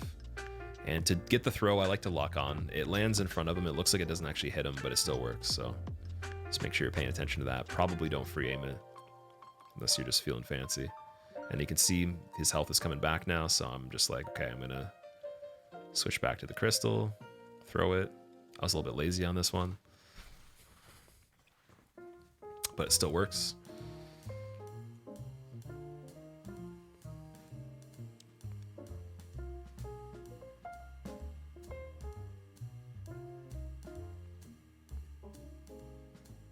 Cool. Okay, and then we're done that.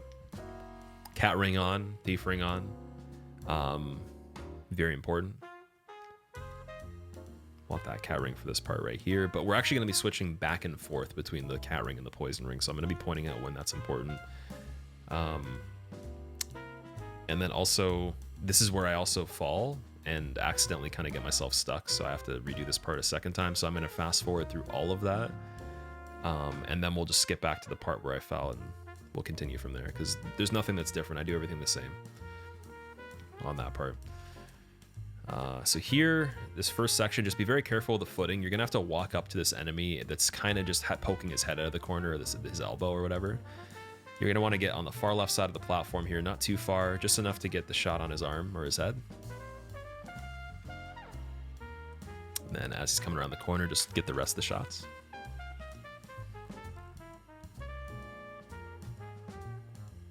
Nice. And then that's done. So you're going to keep going down this path, turn left right here. Just be very careful with the footing, and then switch the poison ring at this point, so when you get into the water, you're fine. I think I'll wait a second just to kind of throw some skulls for these guys over here. Usually I try to kill them with the bow, but I think on this part, I'm literally just going to go for it. And then I switch the poison ring a little bit late, so you can have it before that if you want. It's probably smarter. These guys in the water that are moving are hostile. The ones that are still are not. You can break them. So just watch out for any of them that are moving. You want to take them out with the bow before you proceed. If there's some moving, but they're not in front of you, or they're not going to block your path at all, like they're very far away, you're safe. Just make sure you're also aware of, like, if they're approaching you from island to island, because you're going to have to be going through different little segmented areas of islands. So just be watching behind you too. And then if your path is clear ahead and you've waited long enough to kind of wait out the poison, because again, keep in mind, if you're moving from poison to poison to poison with breaks in between, if the breaks are only like 2 seconds, you're still going to get poisoned really quickly, so you just got to wait. You can't actually see the warning in this game, so just kind of like feel it out with maybe making a rule that you wait 10 seconds every time you get to an island after doing about 10 seconds of walking through the poison, or, you know, maybe less than that. But if you move through the way I am right here, you should be safe. There's only one part where you're actually close to getting poisoned that you have to kind of play that way. And I'll point it out right here after this next segment. So again, we're just trying to get these guys out of the way.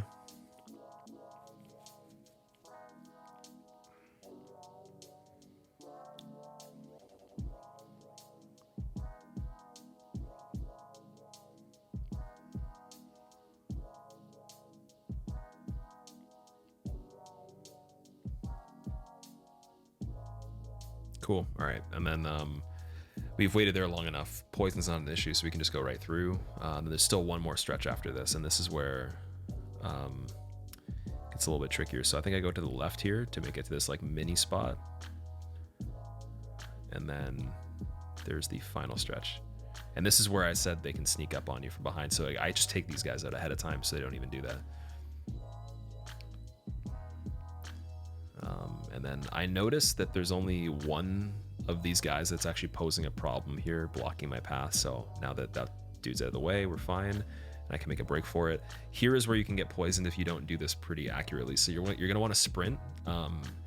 And then basically once you're in range where you can't pull the enemy, but you're right about to, you just want to throw a soul remains, just one single one a little bit to the left on the ground level, not up on the hill, but just closer to where you are, right near where the water is, and it should get all of them. If it doesn't, don't panic, just try to like do your best to kind of like get to the island so you can roll normally, and then just try to dodge the enemies, throw another one to get them to not, you know, pay attention. But the only thing you can do in that situation is just to be calm and try to get onto that island anyways and just deal with the enemies that weren't focusing on it and focusing on you instead.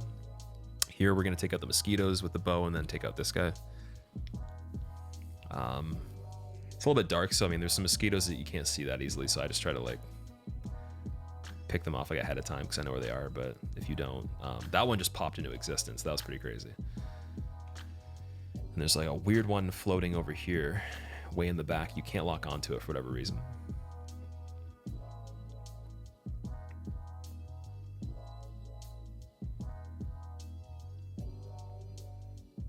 Same thing with the first series of dudes that had the spears. You're just taking them out with arrows. They do take quite a few hits, so it's kind of annoying. But like if you're really patient on this part, like you just can't lose by doing it this way. It's very safe.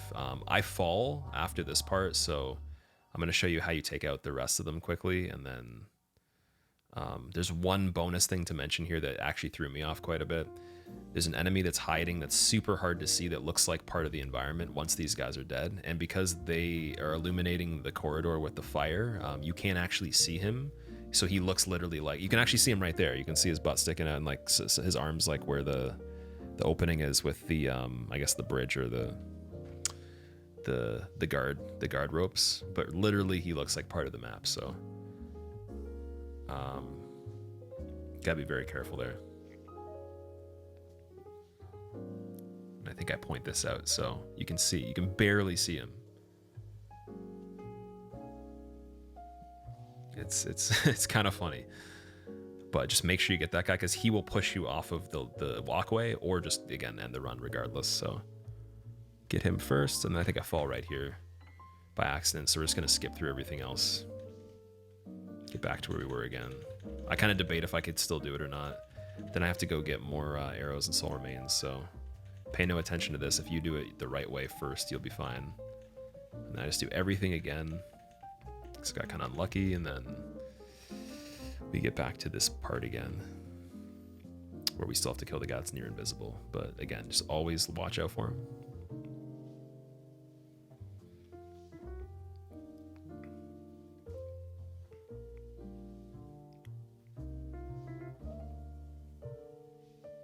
Having a hard time actually like seeing where the enemy is here this time.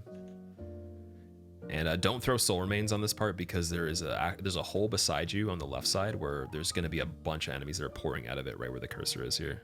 So do not throw soul remains on that part.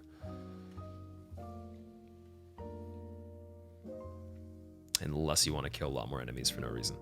And then cat ring back on here. I just do it for safety. I mean, it doesn't really matter. And then I switch poison back. I don't think you need to, but again, I haven't played this game extensively, so we're going to go with... did I say bright bugs? We're gonna go with we're gonna kill the mosquitoes. I can't speak. Gonna kill the mosquitoes. Continue through here again, making sure that poison ring's on. I don't think you could get poisoned from this exact section that easily, but just in case. And there's like these really weird special enemies that actually do poison clouds on you. So if that were to even happen, I'm not sure if that could mitigate it. But just in case, doesn't really matter. I'm going to throw 2 of these soul remains out there really far so it gets not only just the 2 giants, but also the guy has the poison aura on him, the green dude. And then here there's a little bit of like a trick. So this is actually pretty like technical without even really looking like it. So you actually have to get a full sprint into here. When you're in the water, you want to stop. You want to get full stamina, and then you actually want to pause for a second. Because what that does is there's a guy moving already ahead of you, and it'll actually just make him in a better position, so it kind of reconfigures the area a bit. So that pause is super important. It's going to give you a free pass on this enemy that's on the right side here, and then as soon as you make it to the next one, you want to go around on the left side like that. Here, when you get to this corner, make sure you turn super sharp and super fast, because you're just going to get missed by the enemies right there as well. And then as soon as you make it to this post, throw a Soul Remains on it, immediately go up this little walkway, throw another Soul Remains on the wall here, and then keep moving.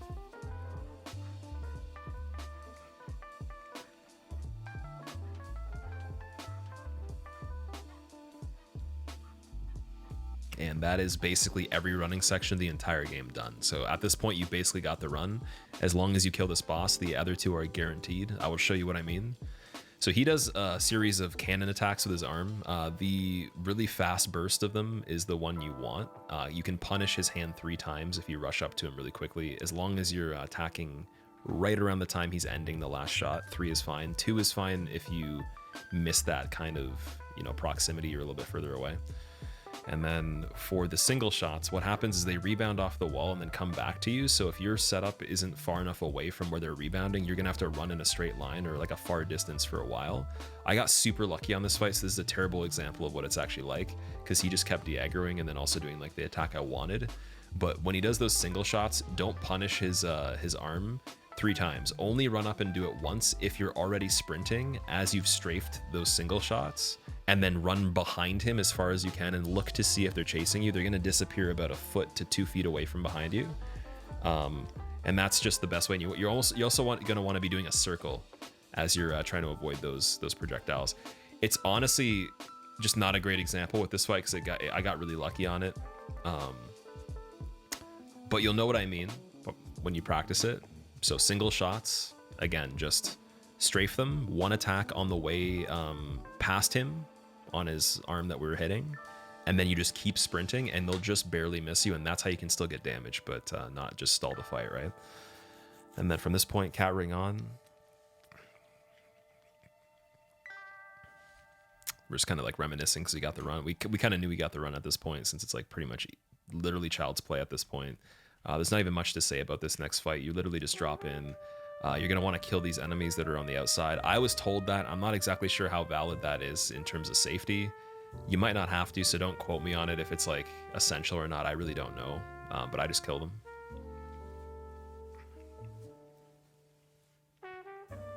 Go for backstabs to be safer, because the second swing that you do sometimes can swing you off the side, so don't want to do 2 swings that are regular on some of these guys right by the cliffside. You just want to go for the backstabs. And again, we do that for everybody, and then we get the bow out and we're just going to town. So you have about 200 arrows here. You only need 100 and probably 50-ish, 160-ish or so. But yeah, we're just firing arrows at Estrella. She's going to heal 2 times, I believe, maybe even 3. And we're just going to basically out DPS the heals with the amount of arrows we have, because she can't really heal as quickly as we can do the damage, right? So gonna fast forward through this, and again, you're literally just sitting here shooting for like minutes and she's dead. Now, to actually complete the game, you don't need to go down to the Archstone to get her soul. You just need to have her killed, which I believe was a change in the newer version. Correct me if I'm wrong in the comments. But from this point, all you need to do is use the Nexial Binding. You can sacrifice all your souls. If you still have an Archstone shard and you want to spend them on something, you could, but this is just like the end of the game, so it's pretty easy. Everything you have on you right now should be enough, as long as you have some arrows. And you don't need any souls, so I would use the Nexial Binding on that part. Just talk to the maiden, get into the under the Nexus, and then we're going into the old one.